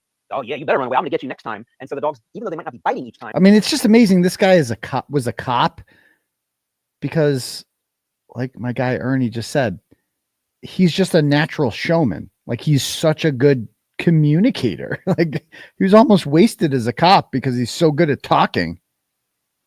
They are playing that out. And then yes, 100% dogs that have bit before are much more likely to bite a second, third, fourth, fifth time. Same thing with our police dogs. Like I said earlier, it's very hard. One of the hardest things to do is to get a dog to actually bite someone. But once they kind of cross that bridge, that's it. Like you don't have to worry about it anymore. They just have to get that first bite under their belt, and then they're good to go. Wow. Here's a great question. And so a couple of viewers actually sent me this question in advance as well. KK says, what is the best way to end a dog biting you? The only way is what we say: deprive the dog of oxygen. Simply put, you have to choke the dog out. Doesn't sound very totally tight breeds. They're hitting it with the seconds and percent of polite finish with what I'm doing here. And so we have to do a choke off. But it doesn't harm the dog. It's old school to think that the tool is like just this evil device that just emits. You can make most any leash, even a leash, out of the park somewhere at the beach for that ability to reach out and touch them, and more of a liability. It can get tangled. The bad guys can use it. Wow. Thank you, John Burke, for your super chat. Don asked, did your DTR dog come from Lord Bless? She wishes you were Marta. I'm sorry. Says she wishes you were training Kathy. Kimberly, thank you for your super chat. Unfortunately, Brian Albert had a bad temper, loves to fight for no reason. He punched a coworker in the face at a Christmas party for no reason. That poor dog is probably buried with the pool. I love your show. Thank you for that. I don't want to speculate about where poor Chloe is now, but that is sad. They have questions. I'd love to take questions. There's a lot of bacteria in dogs' mouths. There would be something, you would think. And I'm very interested too, because here's something that comes to mind. If he was wearing a long sleeve shirt and there was a dog bite, that shirt's going to be shredded. Now, was he found with a long sleeve shirt on, or maybe that was removed, tossed, burned? I would love to know where. And same thing too, if it is a high speed vehicle. So that's another thing you can look at is the pictures, because John's shirt was entered into evidence. Let me see if I can get a picture of that. John O'Keefe shirt. Karen Reed trial. Okay.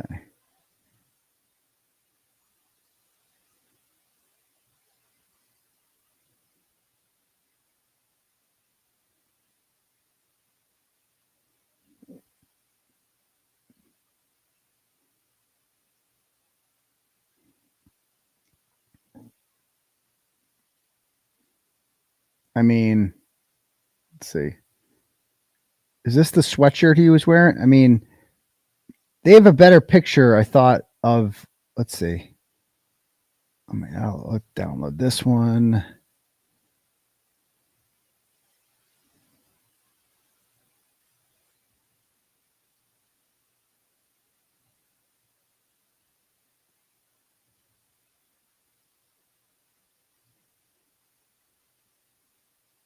That doesn't come out that well when you blow it up. But, I mean, his leg wasn't eaten. But yeah, I mean, I remember seeing pictures of John's sleeve, and there was like puncture holes in it. Like it just was very obvious that a dog had bit through that. And that's another thing Garret Wing would be able to talk about. Like he just looks at it and just knows. Those clothes could have some some shred marks or something. So that's another. Yeah, the defense is fighting to get those. I saw them too. Yeah, there were some photos of the decedent at the hospital, and the clothing was either in a pile on the floor or by his feet. There's a lot of issues with evidence collection in this case. So I would imagine that there would be some dog DNA in there. But hey, I'm not a DNA expert either. Let's see what we can. So there was not. There should be dog DNA for sure in the shirt. But again, you have to trust that Michael Proctor sent an honest swab to the UC Davis lab, which, I mean, that's the whole point, is you can't trust Michael Proctor to do anything right. Super chat. Chloe was in bedroom on with Nix, Olay, and Jen went up to inform Nicole about a fight, and Chloe ran to the commotion in the basement. Okay, I don't know the veracity of that, but thank you actually for your super chat. That's very nice of you. Rescue dogs can be more prone to having behavioral issues because they have to ask the shepherd that bit the police officer. That's actually a fear-based aggression. The dog trainer, no apparent reason. We don't know what it is at background, which is what gets kind of scary with rescue dogs. We don't know what the trauma was. Was it a guy that hit the dog one time? And now they're very quick to lash out at men or children. Sometimes children they want to be nice to the dog, but they pull the dog's hair or their ears, or they step on their tail, and now the dog has this deep memory of no. Oh, there it is. Look at this I don't want shit. them any closer, and so they lash out. But a typical dog that has that fear-based aggression would be, and this is the most dangerous thing sometimes you can do as a trainer. Let me bring this picture up here. Just sent to me. Hold on.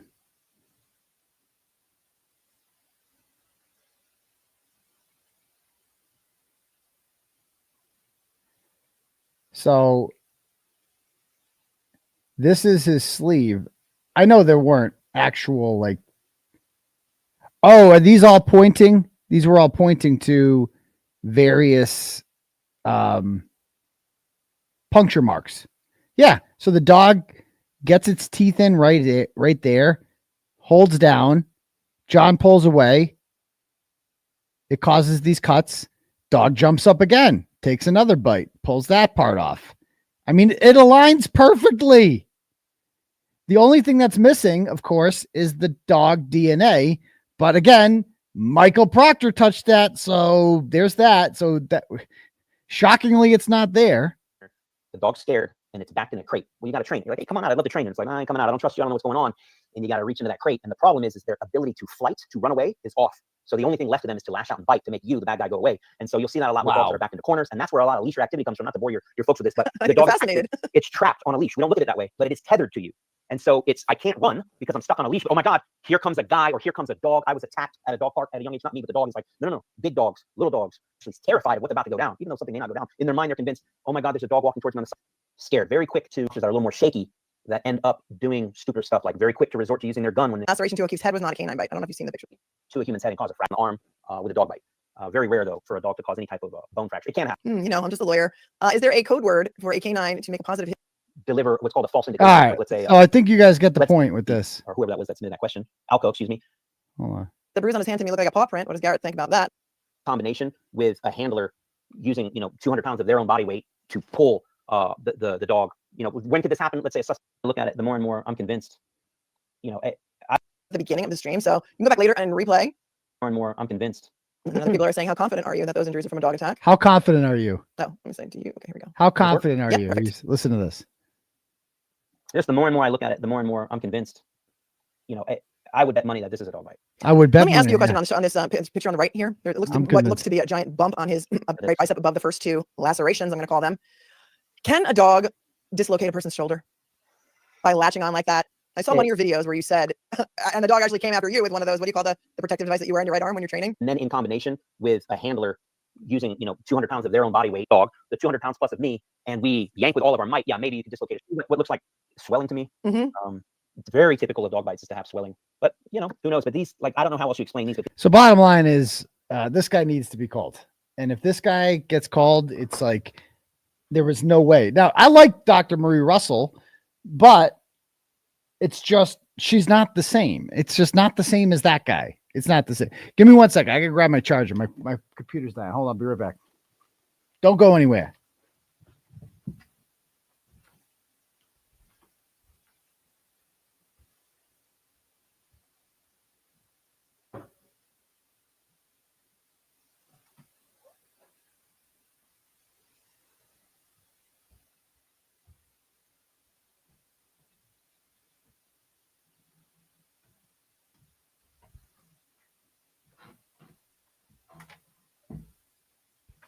All right.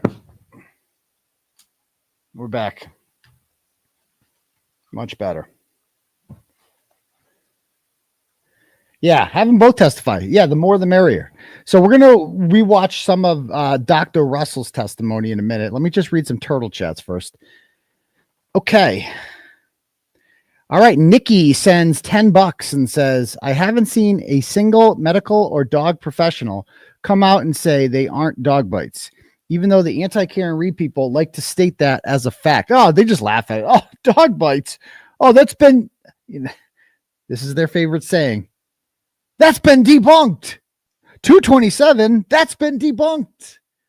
The dog bites, that's been debunked, except like they think that if enough morons on Twitter say it, it's official, like it's been debunked, but that's not, quite how it works. So yeah, that's a good point, Nikki, is that I'm waiting for some sort of expert to say it's not a dog bite.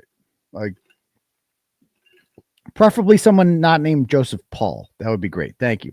Chew Toy sends $10 and says, Melanie Little did Karen a huge favor. The Commonwealth cannot call Garret as a witness as he has already provided an opinion in favor of the defense. Check sheps are the best. So Melanie Little did Karen a favor. The Commonwealth cannot call Garret as a witness. Why the fuck would they want to call him as a witness? He'd be a terrible witness for the prosecution. But I mean, I think that I would assume that the defense can. I don't know. Colleen sends $5 and goes, Canoni was involved in amending Rule 14 announced yesterday. It gets much more specific about discovery. Could this be a reason she hasn't get granted the motion to move the trial? I have no idea what any of that means. Thank you very much for the $5, Colleen. Appreciate it. Shane sends $100. Thank you, Shane.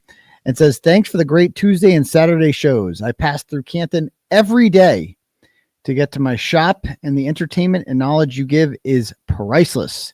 Keep up the great work. Well, thank you very much, Shane. And I apologize for everything I've ever said about guys named Shane.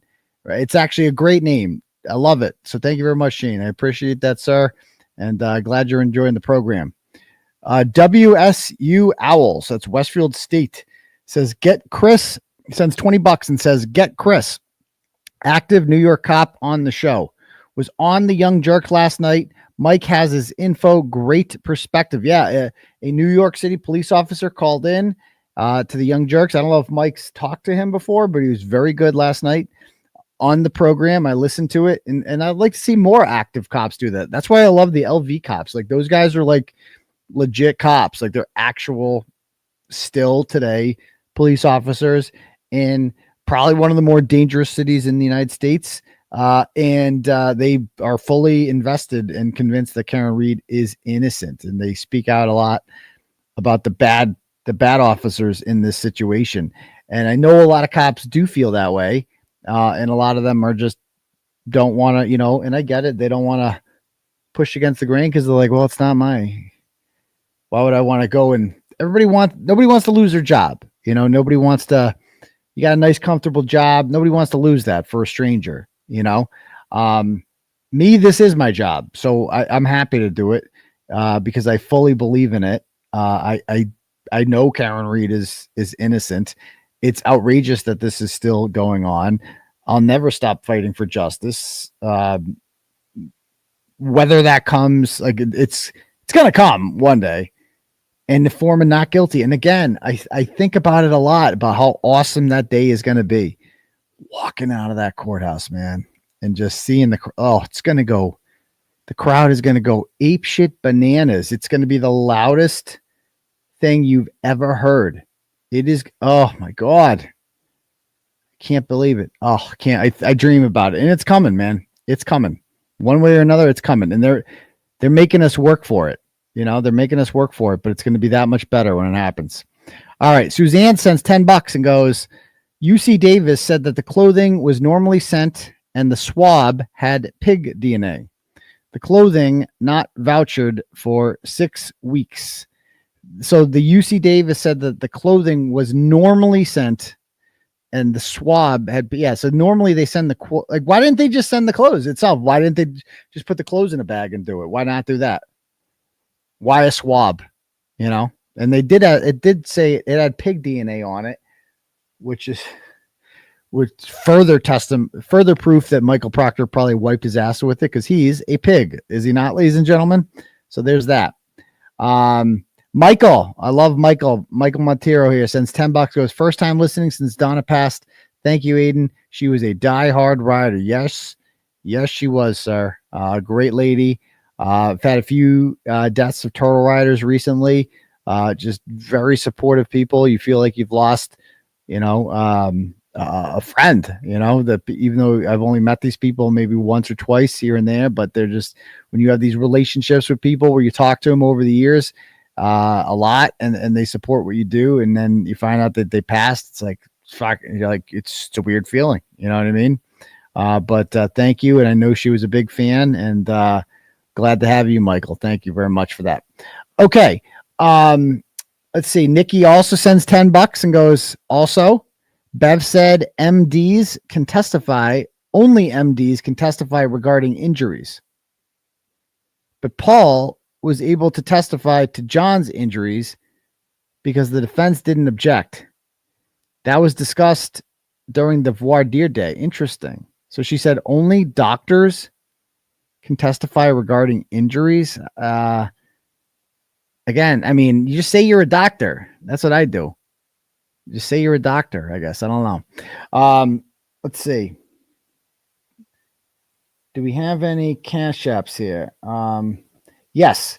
Mama She donates $8.50 this time around and says, haha, just messing Dr. Daddy Turtleboy. So that combined with the $41.50, now we're up to $50. So thank you very much, Mama She.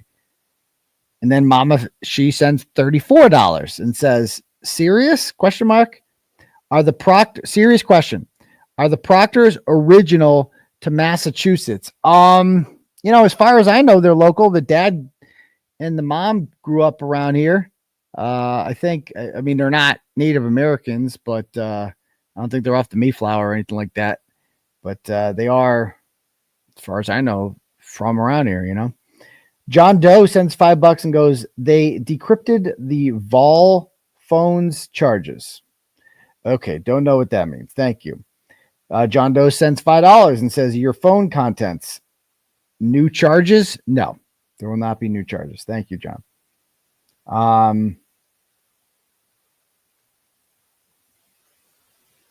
right, cool. All right, if anybody else would like to send or would like to have their messages read out loud to the class, they can send click of the link at the top for Turtle Chat, or you can cash at me at $ Uncle Turtleboy. Okay, so let's go back. Let's listen to some Marie Russell here, shall we? Let's go listen to Dr. Marie, because they had to have a whole voir dire day where they called in this woman and she had to prove her worth. But douchebag just gets to, and so did the ARCA people too. Like, imagine that. Could have been a dog bite versus perhaps or an instructor, but mostly an assistant professor. And what that meant is that I was responsible for overseeing the care that was provided by the interns and residents. So when a patient would come into the hospital emergency room, they were oftentimes usually seen by the intern or resident, and then I would go and subsequently see that patient also. So, and that was in addition to my own cases. Yes. That's a school, in other words. The site. Yes. So it's Cal State, Los Angeles. Yes. Okay. For how long were you an adjunct professor there? I believe that was 4 or 5 years. In just a second. We had lots of trauma patients, including the types of violence I described earlier that I saw at the coroner's office, but lots of motor vehicle accident victims because there was a highway there right nearby. There were a couple of okay. The forensic aspect. Yes. Okay. During your time at LAUSC, even after you left the Los Angeles So this is with the jury not in the room. Office as a fellow, did you continue to stay in contact with the coroner's office and have a relationship with the coroner's office as a supervising physician? Okay. Between LAUSC and the very, very expansive jail system. County hospital, the other 40 hours a week. So you didn't take off time from your duties as an ER physician, as an emergency physician. This was in addition to. And what year was that? Did you draft an article or co-author an article called "Managing Law Enforcement Dog Bites in the ER"? Yes, I was a co-author. 1996. Sounds right. And that was a peer-reviewed article. Yes. Ultimately published. Yes. Peer-reviewed. Cited by other doctors and studied by other doctors. Correct. Correct. Did you also author or co-author an article entitled "Law Enforcement Canine Dog Bites: Injuries, Complications, and Trends"? Yes, I did. Is that in 1997?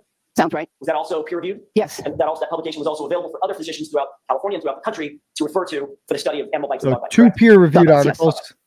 Concerning animal injuries, during the course of your professional experience, how many patients have you seen, diagnosed, and or treated with animal injuries, including dog bites and scratches, if you had to estimate? Many hundreds. Would you say it's over or under 1,000? I would say it's over 500. I don't know because we didn't keep really good records back in the earlier days. But it's safe to say you've seen hundreds and hundreds and hundreds of dog bites and scratches. Yes, in my 29 years at LA County Hospital, yes. And my dog bites I took care of and dog bites that the residents took care of, yes. And you've even published articles and studied, not just seen them, but studied dog bites and dog wounds, correct? Yes. Have you qualified as an expert previously in other courts in emergency medicine? Yes. Have you qualified as an expert in other courts in forensic pathology and wounds? Yes. Has that been in both state and federal court? Yes. Doctor, were you asked to review certain materials related to this case? So that is, so again, I'm reading about the things that Hank is asking here now. He wants a complete statement of all opinions to be expressed and the basis for each, including for each wound on John's arm, articulate the species of animal that she believes caused the wound. Garret Wing can do that. Whether the mechanism for each wound is bite or scratch, identify any wounds that Dr. Russell is not certain or cannot determine, the scientific basis for each opinion, including books, blah, blah, blah, identify the data and other information used, all written reports authored by her relative to this case. Okay. All notes, reports, and materials upon reviewing the specific case. All right. A list of all cases that she has encountered dog bites and or scratches, which form the basis for her anecdotal experience with dog or animal bites resulting from any animal. Provide an explanation of how she quantified the number of previous dog cases she has treated that she testified ranged from 500 to 1,000. How does she quantify that, Hank? How is that a real question? It's called an estimate. Listen to this. Yes. Care of it. I don't know because we didn't keep really good records back. Scratches, if you had to estimate. Some dog bites, correct? Dog bites, yes. Dog bites. Concerning animal injuries, during the course of your professional experience, how many patients have you seen, diagnosed, and or treated with animal injuries, including dog bites and scratches, if you had to estimate? Many hundreds. Would you say it's over or under? So the question is many hundreds. Like, it's an estimate. How many have you seen? Patients have you seen with dog bites? Many hundreds. And the question that she now has to answer is explain how she quantified the number of previous dog bites. It's called an estimate, dumbass. She estimated it. Like, how do you explain an estimate? You're like, well, I don't know the exact number, but it's probably in the hundreds. And how do you know that? Because it's an estimate. Because what? Is that a real question? Does she have to provide the name of every patient that's she's seen with the dog bite? What do they want? Oh, the LV cops are retired? I didn't realize that. They look too young to be retired. Oh shit. Okay. It's a fucking estimate. Does he not know what an estimate is? Like, this is why, I mean, Spanky is just a $75,000 pussy. That's all he is. He is just a loser, just weak. He's working with nothing. He's trying, at least. He's trying some new angles, but he's working with nothing.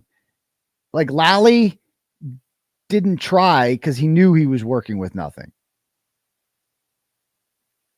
1,000. My dog bites, I took care of and dog bites that the residents took care of. Yes. And you've even published articles and studied, not just seen them, but studied dog bites and dog wounds, correct? Yes. Have you qualified as an expert previously in other courts in emergency medicine? Yes. Have you qualified as an expert in other courts in forensic pathology and wounds? Yes. Yes. Has that been in both state and federal court? Yes. Doctor, were you asked to review certain materials related to this case? Yes. And that was in furtherance of coming to, if you could, come to an opinion or a conclusion about injuries to the victim in this case, person by the name of John O'Keefe. Yes. What did you review in anticipation of your determining whether or not you could come to an opinion or a conclusion? So I reviewed hospital photographs, autopsy photographs, autopsy report, grand jury testimony from the medical examiner in this case. All right, but I want to hear it from you. You don't know. I just want to ask about that. Do you have notes with you as to what you reviewed? No. Okay, so when you say they might be other, you don't. If he tells you what you reviewed, you'd know it. I would recognize it. All right, but I want to hear it from you. You don't know of anything else that you've reviewed. This is sort of important, Mr. Jackson. Okay. Can you think of anything else, Doctor, besides these? Oh my God. Autopsy photographs. an autopsy report by Dr. Scortibello, correct? Yes. A neuropathology report by a Dr. named Yes, and photographs that were taken in the hospital, and I reviewed the hospital ER record also. Keith's arm, is that right? Yes. And you also reviewed emergency room records that are attendant to his initial acceptance into the All emergency right, room look at all on that. January 29th, 2022, right? That's correct. One of the three has already been marked. Eve is an arch area of teeth marks. And what's the significance of the arch area? Hold on. They patterns. Wounds in the shirt? A bunch of holes. Oh, here we go. Consider bite wounds. Be more specific in terms of the type of animal, or are you relegated to simply an animal attack? Well, they are consistent with a large dog attack. A large dog. There's combination of both what I consider bite wounds and scratch wounds on the arm. There were also some puncture wounds in that shirt. And the shirt. I'm sorry, puncture wounds in the shirt? Yeah. Holes in the shirt. And on what do you base the opinion that the injuries are consistent with dog bite or scratch marks? Well, the patterns. There are several patterns of parallel wounds that appear to be superficial scratches that could have been caused by nails or could have been caused by teeth. There are different angles on the arm and different locations on the arm, and but they're generally oriented in a specific direction. And there's also an area of the distal forearm, which is close to the wrist, which shows what I believe is an arch area of teeth marks. And what's the significance of the arch area? Well, so the arch would be the front area of the jaw of the animal, or the dog in this case, where the teeth tend to be close together and curved. There's a curved pattern to the configuration of the teeth. I mean, I just want to go. Yes.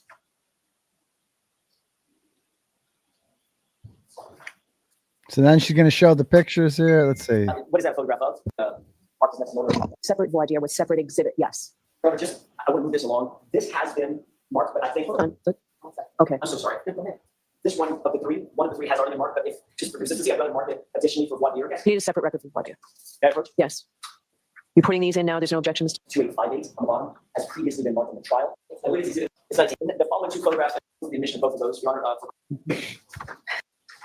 Is this photograph of the John O'Keefe's arm? Yes. This is one of the several photographs that you reviewed and come to your opinions and conclusions? Yes. I want to ask you a couple of questions about this. There should be a laser pointer on the desk. Here, right near the elbow, the exterior part of the elbow. There's these two linear marks, which appear to be from upper teeth, and two punctures below those, which are superficial, meaning they didn't go very deep into the skin, but they appear from the lower teeth. So that's one. So she knows immediately. That's like Paul O'Keefe and them are always saying this. Where's the lower teeth bites? Where's the lower teeth bites? They're right here. She just testified. Pattern, which appear to be from upper teeth. Upper teeth. And two punctures below Lower those, teeth. which Okay. are superficial, meaning they didn't go very deep into the skin, but they appear from the lower teeth. So that's one pattern. There's another pattern close to the shoulder, which shows. And by the way, also notice here how this is thicker than this on his arm. I mean, there's a reason they didn't want these photos leaked. These photos tell everything. This is like photos prove that he was eaten by a dog that's now gone. But notice here, so this is the upper part. So his arm's upside down here. So this is the top part of his arm. So if the dog jumped up and bit him, right, in the top part of his arm, all right, up here, the initial point of when it sinks its teeth in is going to be thicker, right? And it's going to get thinner the more it's pulled down, because John's going to pull off. So it's going to scrape less and less, and then it's going to be gone. And so, of course, I mean, look at that. Look at this. The thickest part is the initial. This is where the dog initially tried latching on. And then John pulled away and the teeth scraped the arm. And then till it finally released. It's just that fucking simple. This makes perfect sense. You know what didn't do this? A polycarbonate taillight did not do this. It just didn't. Trooper Paul, it just didn't. Parallel marks, these two, and maybe a third one in the middle, parallel marks that are oriented at a certain angle. And these are superficial wounds, which are consistent with teeth marks. They also could be possibly consistent with nail marks, but with what? Nails from claw. Yes, we have some more here, similar from obviously different teeth involved or different claws, and then over down here, closer to the wrist, we have an unusual pattern of at least 4 striations, the way I see it, at least 4 striations, that I believe are caused from the teeth towards the front of the mouth, near the arch. It appears that there's an arch pattern here. So, in a dog attack or in an animal attack, in your experience, let's cover the ground on the 3 exhibits that we've already marked. So let's take a look at exhibit 1. I mean, what is Paul O'Keefe thinking when he hears this shit? Like, what is he thinking? What is going through his head? Is this just Oh, look at it. I'm the only one over there. Is this just a close-up of the same injuries? Yes, and these appear to be consistent with what you just testified to in terms of your teeth or claw marks, especially as it relates to the area closest to elbow. Yes. Right. And then looking at exhibit 3. May I publish? Yes. Is this a close-up view of the area closer to the wrist that indicated those parallel, we use the word striations? Yes. Right. And these appear to be taken, attended to the autopsy as opposed to the other photograph, exhibit 2, that was taken in the hospital. Is that right? That is correct. All right. And would the time difference account for the slight change in the nature of the wound? It could. Photograph of the wound, I guess? It could, or a different technique, yes. Okay. Let me take this down. Oh, yes. How did that play into your opinion? Well, did you take into consideration the lack, in coming to your opinion conclusion, the lack of other injuries, for instance, fractures, broken bones, or deep bruising, soft tissue injuries? Oh, yes. How did that play into your opinion? Well, so of course I considered, what else could have caused these wounds, before coming to my conclusion. And so I wanted to rule out other things. And there were no significant major bodily injuries outside the head. There was nothing, there were no fractures of the long bones, the chest, the pelvis. Paul thing. What are you thinking, the Paul? arms. So yeah, so having seen hundreds and Like, he's looking. This is what I don't get about this guy. He's listening to her. He's staring at her. It's like, is this going in one ear and out the other? He just has, I don't get this guy. I don't get this guy. This is his goddamn brother. And he just seems to have complete tunnel vision, like no interest whatsoever, absolutely at all, in finding out what the hell happened at all. Hundreds of car accident victims and people hit by cars. I ruled that out very quickly. Okay. And in terms of the injuries that you did see, especially as they're attended to the arm, based on everything that we discussed today, is it your opinion, based on a reasonable degree of scientific certainty, that those injuries are consistent with an animal attack as opposed to a motor vehicular pedestrian incident? Yes. Thank you. Now Lally's going to try to gotcha, do some gotcha shit. Good morning, ma'am. Good morning. I take you back to, you were talking about some police training that you had received when you were in the academy or while you were working with the police department here in Massachusetts. Is that right? Yes, the Massachusetts Criminal Justice Training Council. Doctor, in reference to your training as it pertains to hit-and-run accidents, what did that training? I don't, it was a long. Is it fair to say that was relatively rudimentary training that you received, and so you're not board certified in forensic pathology or anatomical pathology or any kind of pathology? That's correct. And the last time that you worked as a coroner, when was that? Last time was in 1995. Case in which either Mr. Jackson or Attorney Little were counsel. Not that I'm aware of, no. And when was it that you first were contacted in reference to this case? So so this is this is how bad Lally is. Like, Lally tries tripping her up on how did you get called? Are you a ringer? Like, because she's from California, so you must know Alan Jackson, right? Like, you must have worked with him before. That's what he's trying to give the sense here. Like, you're just some paid goon from California, one of Jackson's buddies who's just paid to lie. That's all you're doing, right? The first contact was May 15th. May 15th of what? May 17th, excuse me, of this year, 2024. Yes. During the trial. And you went through a list of things that you were providing and you reviewed, and you mentioned hospital photos, correct? Yes. Autopsy photos, is that correct? Yes. An autopsy report, is that correct? Yes. Grand jury testimony from the medical examiner, is that correct? Yes. A neuropathology report, is that correct? Yes. Toxicology report? No. Did you ask for anything else to review? No. They love doing this. They did this with the ARCA guys too, about like, well, did you review this? Did you look at the text stream data? Did you know that she yelled, I hit him at the scene? Did you know that? Oh, they didn't tell you that? Oh, that mystery solved. I guess you're biased. They're giving you information that's, relevant to the topic that you're an expert on. But they didn't tell you about I hit him. Well, they must be hiding something, aren't they? You told them any other material that was available for your review that you weren't then given?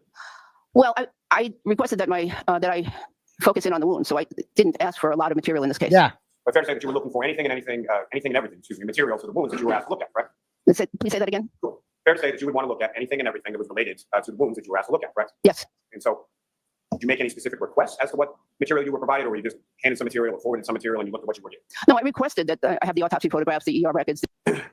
in those articles that you wrote, we were talking about law enforcement dog bites that you've seen. Is there a difference between what you would observe from a dog bite from a law enforcement canine versus just your domesticated? Oh, good question. Well, yes. Now, the study, one of those studies was over 700 dog bite wounds, and there were two techniques used at that time: bite and hold, and later on, bark and hold, or bark and alert, or something of that nature. So there are different techniques, but yes. To specifically answer that question, which was, are they generally different from regular domestic dog bites? Yes. Now, did you write a report in regard to your opinion that you testified to here today? Like that didn't backfire. That kind of backfired, huh, Lolly? Yeah. So is there a difference? Oh yeah, there's difference, and I know what they look like. Why not? I don't think there was much time, and I didn't know if I was going to be actually testifying. How long would it take you to write a report? I wasn't asked to write a report. Excuse me.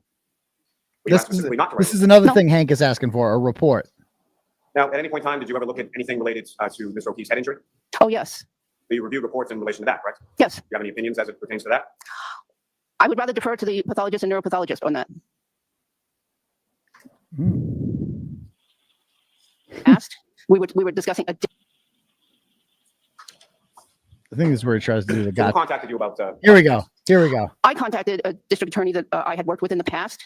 We were discussing a different case, a case I autopsied in 1995, and I mentioned that I heard that there was a case in Massachusetts that might have been being handled by one of his colleagues, his former colleagues, and that there was an issue of whether something was a dog bite, and that I might be able to help in that case to clarify.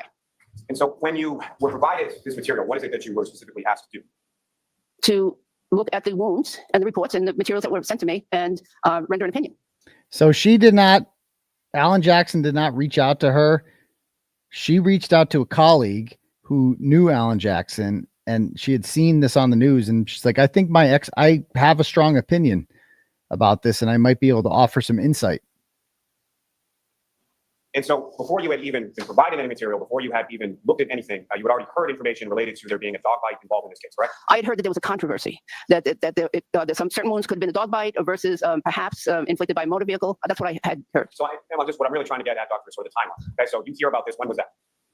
Sometime just before May 17th. So sometime just prior to that, you hear about some controversy in a case in Massachusetts involving a dog bite. On May 17th, you get reached out to by who specifically? His name is John Lewin. He's an attorney in the LA District Attorney's Office. And then who did you talk to after that? I reached out to him. I said I might be able to clarify. And then he reached out to Mr. Jackson, I believe, and then Mr. Jackson contacted me. And I'm not asking specifically anything you spoke about, but at some points, the discussion came specifically to dog bites, correct? He sent me the materials. He asked me my opinion. Mentioned materials, asked your opinion. When did you provide that opinion? Probably the next day. Yes, I know it was the next day. The very next day on May 18th, you provided an opinion? Yes. And was that opinion provided in written fashion, orally? How was that provided? Orally. So you reached out or to someone shortly before? Oh my God, Lally, who cares? On 17th, received all the material and then had an opinion by May 18th. Yes. You didn't write any of that down? No. She's like does he think that's suspicious? You didn't, so you asked somebody who hooked you up with Jackson, and then he had you look at some stuff, and then you offered an opinion, and you didn't write a report? No, why the fuck would I write a report for? I was just looking at the pictures and offering my opinion. I had no idea. Like, what? Does Lally think this is some sort of gotcha? Oh, now, beyond the materials that you were provided, what else were you told about the case? I was told that the victim was a police officer. The decedent is a police officer. I was told by motor vehicle. And I was also told, and I read in the medical record, that the decedent was found outdoors. I believe in the like that. I reviewed the toxicology report. Beyond that, any other? If it was part of the autopsy report, I reviewed it. How did you hear about it? Well, I believe it was via a Boston headline Globe that I received in my email from the Boston Globe. Globe. The Boston Globe. Yeah. It was some kind of there was some kind of interesting case, and I got it as an email, and I looked into it. And when was that? Come on, it was Turtleboy. She says it's the Boston Globe. I was so sad to hear that. But let's be honest. I mean, I'm largely responsible for this because I swear, if I didn't write about my contribution to this has not been solving the case or anything like this. My contribution has been turning this story into a national story. That's what I've done. No one was paying attention to this case beforehand, and I made it the biggest murder trial in the country. I did that, right? And you all did that, obviously, too. Like, when I say I did that, I mean I am a leader of men and women here, great people, and we all have collectively done this. And we got it out there. We got it highly publicized, and then doctors in California start reading about it. Now she says she sat in the Globe, but I would contest that the Globe might not even be covering this shit if it wasn't for all of us out here making noise. Like we caught the media's attention. You know what I mean? Well, that was that week in May. That just a few days before May 17th. You subscribe to the Boston Globe online? I did at that time. I have not renewed it. How long had you been a subscriber to the Boston Globe? Who cares? Who cares? Probably a year or 6 months, 6 months to a year. There was never any headlines or anything else that you saw about this prior to that week just before May 17th? Not that I paid attention to. I have nothing further. Like, what a stupid question. Mr. Jackson? All right, so since Like, that was the voir dire. this is a voir dire, I get to ask questions, Doctor. So yes, I just have a couple of questions for you. I don't think I really heard you. So could you tell me again what your opinion is and to what degree you hold that opinion? Yes. These injuries in the arm are, my opinion is that they are the result of animal bites or scratches. And do you know what kind of animal? Oh, yes, most likely dog, large dog. And I'm very reasonable, very sure to, what's the word I want? A reasonable degree of certainty. So that High degree of medical certainty. reasonable degree of medical certainty. Yes, definitely. Okay, and another question. So I received information that you also viewed all reports associated with Chloe, a dog's prior bite history. Did you review those? No, I don't recall ever seeing anything like that. You also reviewed the UC Davis DNA testing results submission forms? No, I don't recall seeing them. Okay, any follow-up, any questions based on my questions? Not the Commonwealth, no. No. Right, you are all set, Doctor. I don't know yet whether you'll be testifying. Okay, we're trying to know. You're going to be around in a few days? All right. So that's that. Now I got to play a couple clips from the actual trial. All right, of her testifying here. Because she was great. I thought she got pissed at Lally. Just pissed. Let me see. Did I write down the timestamps here? Give me one sec. Listen to how rude Lally is. Watch this. I'm sorry, I don't understand the question. Did we skew them? Did we skew? No, we reported on all the ones that presented to the emergency room for care. However, a lot of dog bites don't present to the emergency room. And so from the different cases that you report on within that article, are there any of those cases in which there is injuries to just one aspect of one part of the human body for the victims of dog attacks or dog bites in those cases? There may have been. That's a summary of the 700 cases, more than 700 cases. Is it normal in any kind of animal attack for injuries to occur on just one side of one arm of the person that's being attacked, clawed, or bitten? There are many people who are bitten or scratched. Only it's normal. Okay, so Listen, look at that face. She's had enough of the bullshit. She could not stand Lally, and she was just like, who the fuck are you, Mr. Cheese Sandwich up here? I'm Dr. Marie Russell. I've been doing this for 35 years. Look at me. I've seen so many dog bites. I know my way around shit. And you're going to grill me about, listen to this. Dog attacks or dog bites in those cases. Side of one arm of the 700 cases, more than 700 cases. Is it normal in any kind of animal attack for injuries to occur on just one side of one arm of the person that's being attacked, clawed, or bitten? Is it normal? So he's doing the whole top teeth, bottom teeth. You heard her during the voir dire. She said there was one part there with top and bottom teeth. And that's why Garret Wing would be even better. Garret Wing will have a fucking answer for that. Imagine him going against Lally. Of course, we're not going to hear from Lally. We're going to hear from Hank Brennan. Doesn't matter. He will fucking destroy Hank Brennan. Hank, why are you doing this? I don't get it, bro. I don't get it.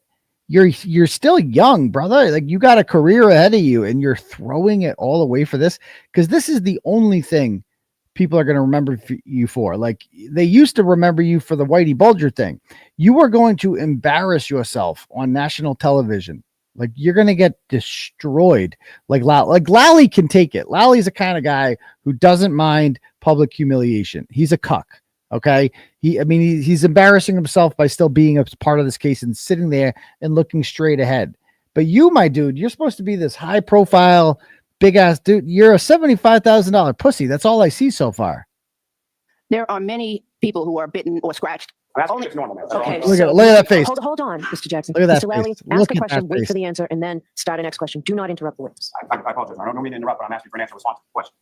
So ask a question and ask it in a manner that you get a responsive answer. Dr. Russell, is it your testimony that it's normal in an animal attack for injuries to occur on just one side of one arm and nothing else, anywhere else on that person's body? It can be, yes. Yeah. I'm not asking if it can be. I'm asking, is that normal? I can't say. It's sustained. I You have to ask can't. the question differently. Like, what kind of question is So that? Is from it your normal? Observations, you looked at various photographs of Mr. O'Keefe, is that right? I did. Did you observe any injuries on any other part of his body that you would attribute to an animal attack, whether it be claw marks or bite marks or anything else?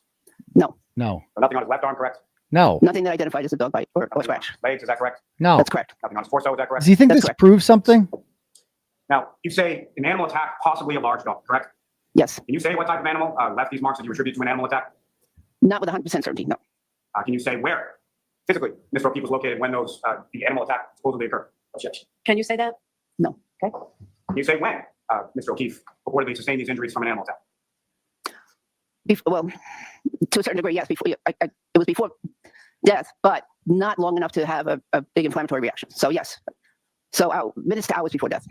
Minutes to hours before death, but at some point before death, correct? Yes. Can you say anything about the breed of dog? No. Can you say anything about whether it occurred inside the house, outside the house, anything like that? No. As far as some of the different things that you reviewed over the course of your testimony, for the preparation of your testimony, both prior to Tuesday and between Tuesday and today, any of those things contain any forensic reports or phone examinations or anything else related to this case? What? Could you repeat that? I didn't. What kind of examination? What? Any materials that you reviewed, whether it be prior, sometime between May 17th and Tuesday, or Why anything would that you reviewed between Tuesday and today, did any of those materials that you reviewed contain any sort of forensic reports or anything beyond the UC days? Yes, I saw a photograph. You saw photographs. And to that point, you never actually saw Mr. O'Keefe's body, correct? You saw photographs. Oh my God. I didn't see the actual body. And with respect to the UC Davis report, as far as canine DNA, are you aware that the results of that, that there was no canine DNA on Mr. O'Keefe, on swabbings that were sent to the UC Davis lab? I'm going to allow it. Yes, but there was clothing in between.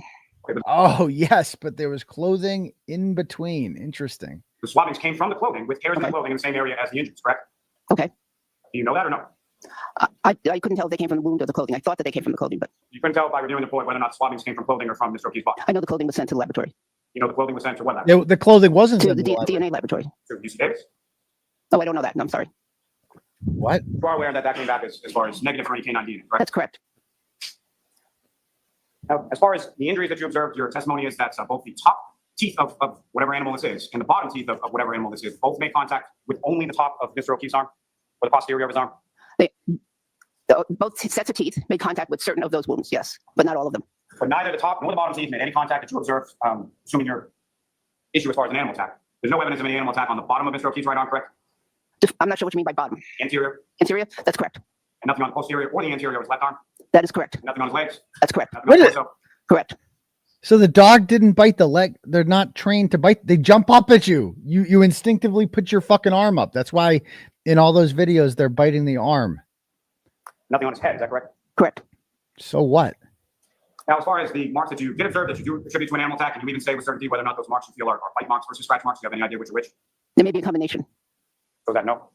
Well, no, I think that the ones that had the linear abrasions above the small round punctate abrasions, I believe that those are bite marks from upper and lower teeth. There you go. He didn't like that answer. Now, you indicated that part of what you had reviewed was a dog bite history for a dog from 34 Fairview Road in Chloe, is that right? There was no other dog present? No. And there were actually photographs contained within that material of dog bites from that dog, from Chloe, correct? Yes. Did any of those dog bites that you saw in those photographs look anything like what you observed in the photos that you saw of Mr. O'Keefe's arm? No, but. Okay. No, so the answer is no. You can get back up, Mr. Jackson. No, but they bit him in different part of the body. Idiot. Like, just like these fucking trick questions. It's dirty. She's like, I know that. The answer to that question is no. Next question. Listen to Auntie Bev. The answer to that question is no. No, but what? I'd like to hear what you say. That's Auntie Bev. Nope. No, but. Oh, nope. That's it.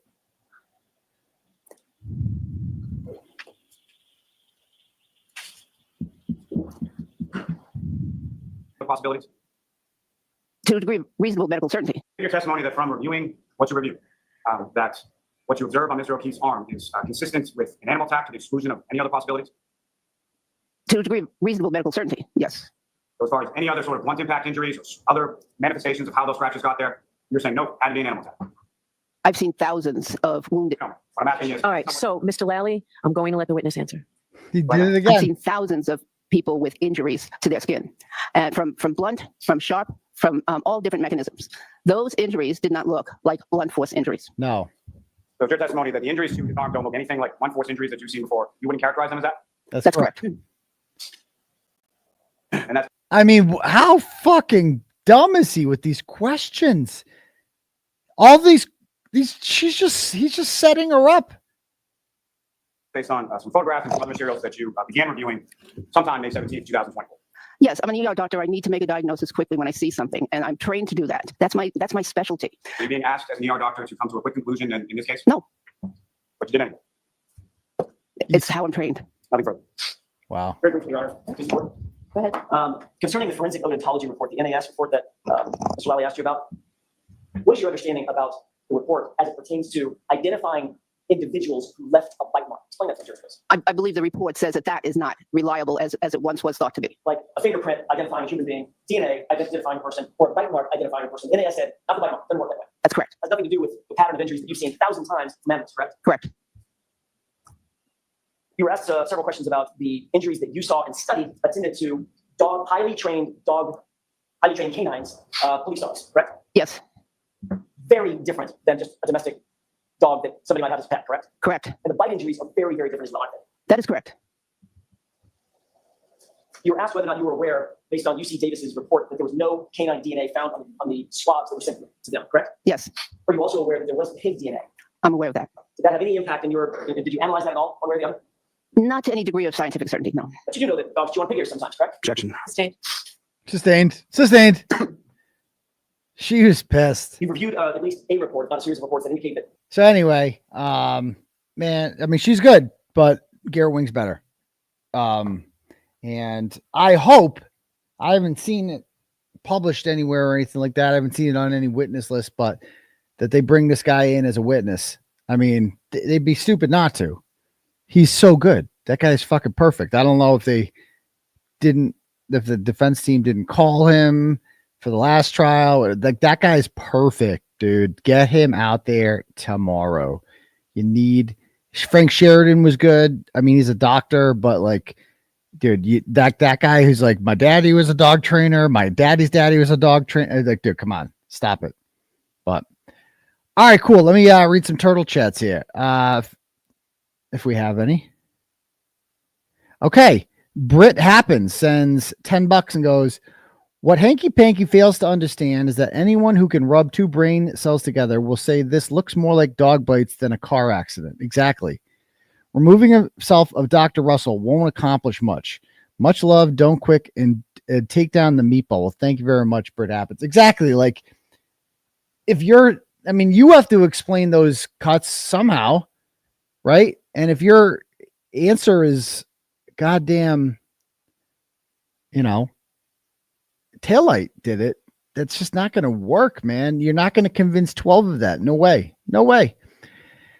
A-Rod Rodriguez sends $10 and goes, did they really use solo cups? Yeah. Did they really use Stop and Shop bags? Yeah. Did they use a leaf blower? Yeah. Did they leave the crime scene unattended? Yeah. Did Proctor lie about the time he took KR's car? Yes. But that text stream data is so important. Exactly. I know. Insane. $10 from Valerie says there's no way Hank took this case for the $75,000. I'm convinced he has something being held over his head, or there's an additional secret financial gain. No lawyer is dumb enough to think they are going to win this case with the lack of evidence that they have. Hashtag fuck Phelps. Yeah, I know. It's just I've got a lot of shit figured out. I haven't figured out why Hank Brennan's doing this, because it ain't out of the goodness of his own heart. I'll tell you that much. Thank you. Proctor is a prick, sends $10 and goes, love you and respect the shit out of you. The haters are so jealous of how honest, ballsy, and real you are. They just hate the way they restrict themselves and they envy the fact that you are unapologetically yourself. I know. You know what? I appreciate that Proctor is a prick, and I appreciate the love and the respect and all that. But you're right about the other shit there.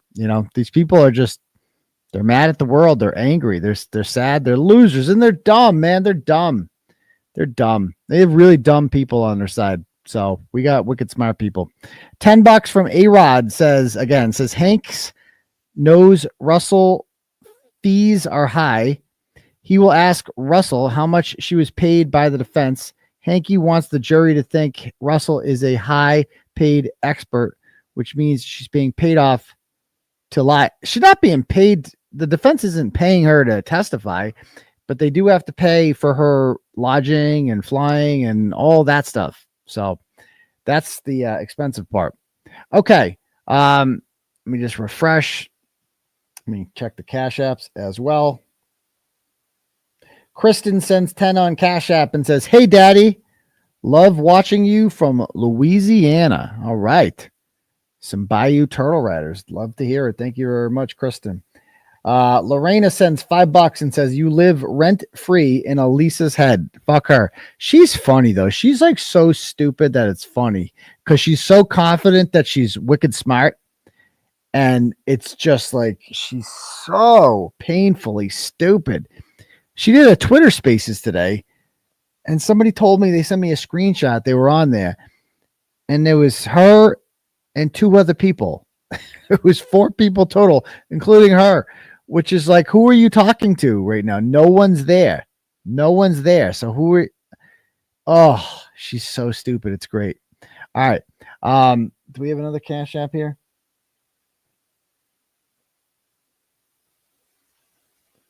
All right, cool. No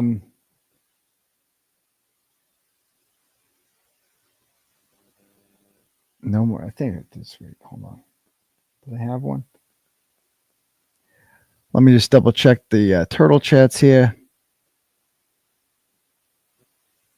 A-Rod sends another 10 and says, "Garret Wing covered the trial for a few days on his YouTube channel." He was like, "What the fuck?"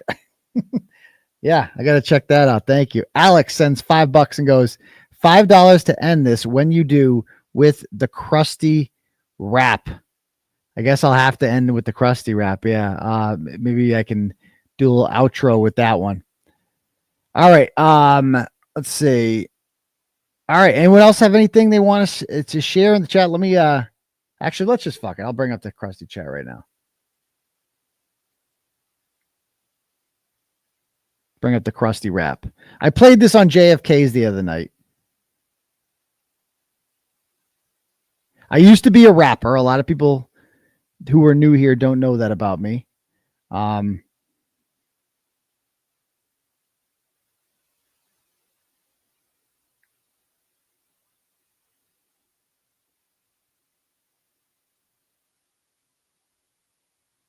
See if I can pull this up.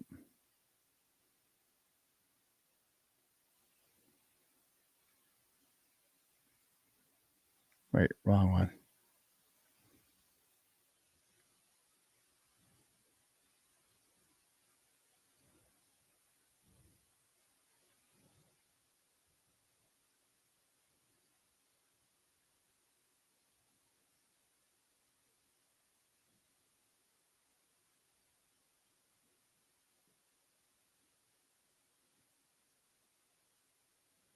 Where's the crusty rap? Eliza Blue Roast. I roasted Mike Fucci. Where's the crusty roast? Do I have it? I know I did a Canton rap.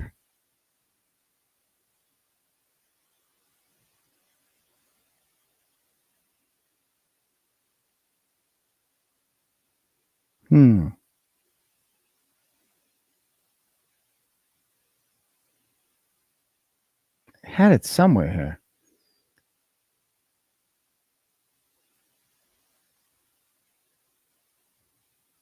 It'll be worth it if you haven't seen it already. Irish Demon. No, I roasted him. Who else did I roast? Monica Cannon Grant. Her trial got moved. Her trial was supposed to start this week, by the way. It got moved up until... Here, let's listen to the Mike Fucci rap. I forgot this one. By the name of Mike Fucci, even though he douchey, he be swimming in a coochie. Oh, yeah. Claim to fame, make it on the Cutthroat Kitchen. Then he went on TikTok and he can't stop bitching. Fooled a lot of people, but Turtleboy knows ain't celebrities just because he made some nachos. Tried raising money because he said he got cancer. Asked a couple questions, but the dude can't even answer. Can't ask any questions because he says that he respected, but the dude was full of shit, just like I suspected. Friends shut it down till this motherfucker blocked her. Lotto piece of shit couldn't even name his doctor. Making up lies, said he went to Dana-Farber, but Turtleboy sunk your ass like Pearl Harbor. says the cancer shit was a big misunderstanding, but people didn't buy it, so refunds they demanded. Not his first flat, you can say it was a pattern. You got so much gravity, his nickname is Saturn. If you hire Fucci, then the court you will be heading, cause he will take your money and not show up for your wedding. Telling women that you worth 28 million. Your ass got taken down by a journalist civilian. You went and poked a turtle, now it's checkmate. Cause bitch, I pulled your records from Essex Pro Big. Oh shit. Getting bitches pregnant cause you couldn't wear a rubber. How the fuck you sick dick over all the blubber? Knock her down when you thought she was being catty. You can burn in hell cause your kid don't have a daddy. Says he rich cause he a celebrity chef, but do is so poor he collect from UNICEF. 6 Block might seem like I am bombarding. I ain't Maria Stefanos or Ed Harden. Said that I was gonna write you a fat check, but it ain't my fault that your chin ain't your neck. Legal threats from me are just another hurdle. Get 'em. Now your ass is mine cause you went and poked the turtle. Come on. Oh yeah. All right, hold on. I gotta find the Krusty rap. It'll be worth it. It says down here on the right. Let's see. Scroll down on the bottom right.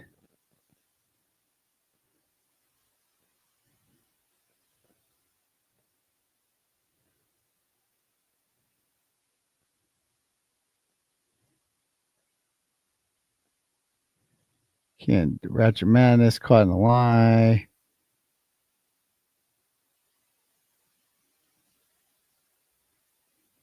I don't see it.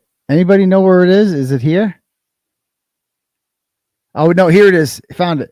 The Krusty rap. Whack-ass bitch by the name of Kate Peter took so many loads she could fill a 2-liter. Oh. Bitch got no talent, that ain't what she about. That's why she had to use Turtleboy to get clout. DCF took the kids cause of the abuse. Out here looking like a Caucasian moose. Oh, When snap. they took them from you, should've called Saul. Instead you sucked chunky dick and drank Fireball. Service plan said just to clean up the house. Instead you lie and say to Andrew Johnson's your spouse. I'm a bad parent, thanks for the laugh. Cause I got all my kids and you just got half. Went to rehab, started pimping out Jade. Sure beats spending time with Hunter and Wade. The whole backstory was not how you portrayed. Bob Barker should've took your ass against me. Gucci so dry, better stock up on Lou. Should have been a mom, said you went on YouTube. The anger towards me comes from inferiority. Getting custody was never your priority. Your kids was raised by uncles and aunties. While you got drunk in your crusty candies. Instead of raising money for a big lawsuit, you could have spent time with your crotch fruit. Girl, you ain't smart with your pocket thesaurus. Looking like a bad bitch shaped like Montessori. Bitch, your only friend is Shannon Mary. Cause you got beef with the DCF theory. Tried to shut me up cause you know I'm spitting facts. Bitch, I'm at your league, better stick to side racks. Lost custody cause you live like a hoarder. You went too far, now your ass got an order. How the fuck that happened? Kate always wins. Bitch, you got a worse record than the Redskins. Talking shit about me, I know I ain't a saint. But you really hate me cause I'm everything you ain't. Self-made, well-known, breaking all the news. Got to where I am cause I put in my dues. I'm a revolutionary, the Worcester Garret Baldy. You're so bad with kids that they call you Baldy. They go out of shots, but none of them was landing. Cause the bitch I'm Turtleboy and I'm still always standing. Woo! Come on! Woo! That was ballin'. Clip that. Clip that. Clip that. Deb Z, we miss you, Make girl. that your alarm, Kate. There you go. There we go. All right. Yeah. Anyway, it's one of my fine. I used to be a freestyler. A lot of people don't know that. I used to do a thing every week on the show. I would freestyle for donos. I don't have to freestyle no more. You know, I'm retired kind of. I'm out of the game. But, you know, obviously I had flow. It was a second calling. You know what I mean? I was like a real rapper. So, yeah, we got to get Janetti back. He just appeared out of nowhere. Well, he didn't just appear. We all know who called him. Again, it's all in the phone records. So, all right. Anybody else have any questions or anything? Let me just refresh the donos. I don't want to miss anyone. The turtle chats. Lacey sends $10 and goes, great show tonight. I loved Garrett's testimony. Also, pre-sex cult space on my ex at Lacey J Meeks. Thursday, 7 to 9 Eastern. P.S. The JFK show was fire. Yeah, I love the JFK show. Shout out to JFK and James Jackson. Love them. Great stuff there. 39,000 feet. All right, cool. 2 of America's Most Wanted. Yeah, I didn't take any offense to that. I enjoy that. I enjoy being called that. The fact, I mean, it's a joke that these people consider me like anything, you know, to be like I'm dangerous. It's like a joke, you know. Ken Mello, I don't know if Ken Mello's alive. Again, I don't care if he is. If he's dead, he's dead, you know. If he dies, he dies. What the fake victim called Giannetti. Yeah. He didn't end up there on his own. She knows him. You know, they run in the same crack circles. Hyde Park and Dedham are near each other. So there's that. Do you think a trial in January? I honestly have no clue. I'd say 50-50 at this point. 50-50. It all depends on what man Shannon comes back with, you know? So there's that. I look more relaxed. Well, thank you. Try my best. I mean, for somebody dealing with a lot of stress, I kind of put on a good face, no? You know? I do my best. All right, guys. Well, I am going to call it a night. I just want to say I love all you fine people. Thank you very much for everything, guys. And we'll see some of you people for the Sex Cult Thursday night. Everyone else we'll see Saturday for the live show. All right. Peace, Turtle Riders.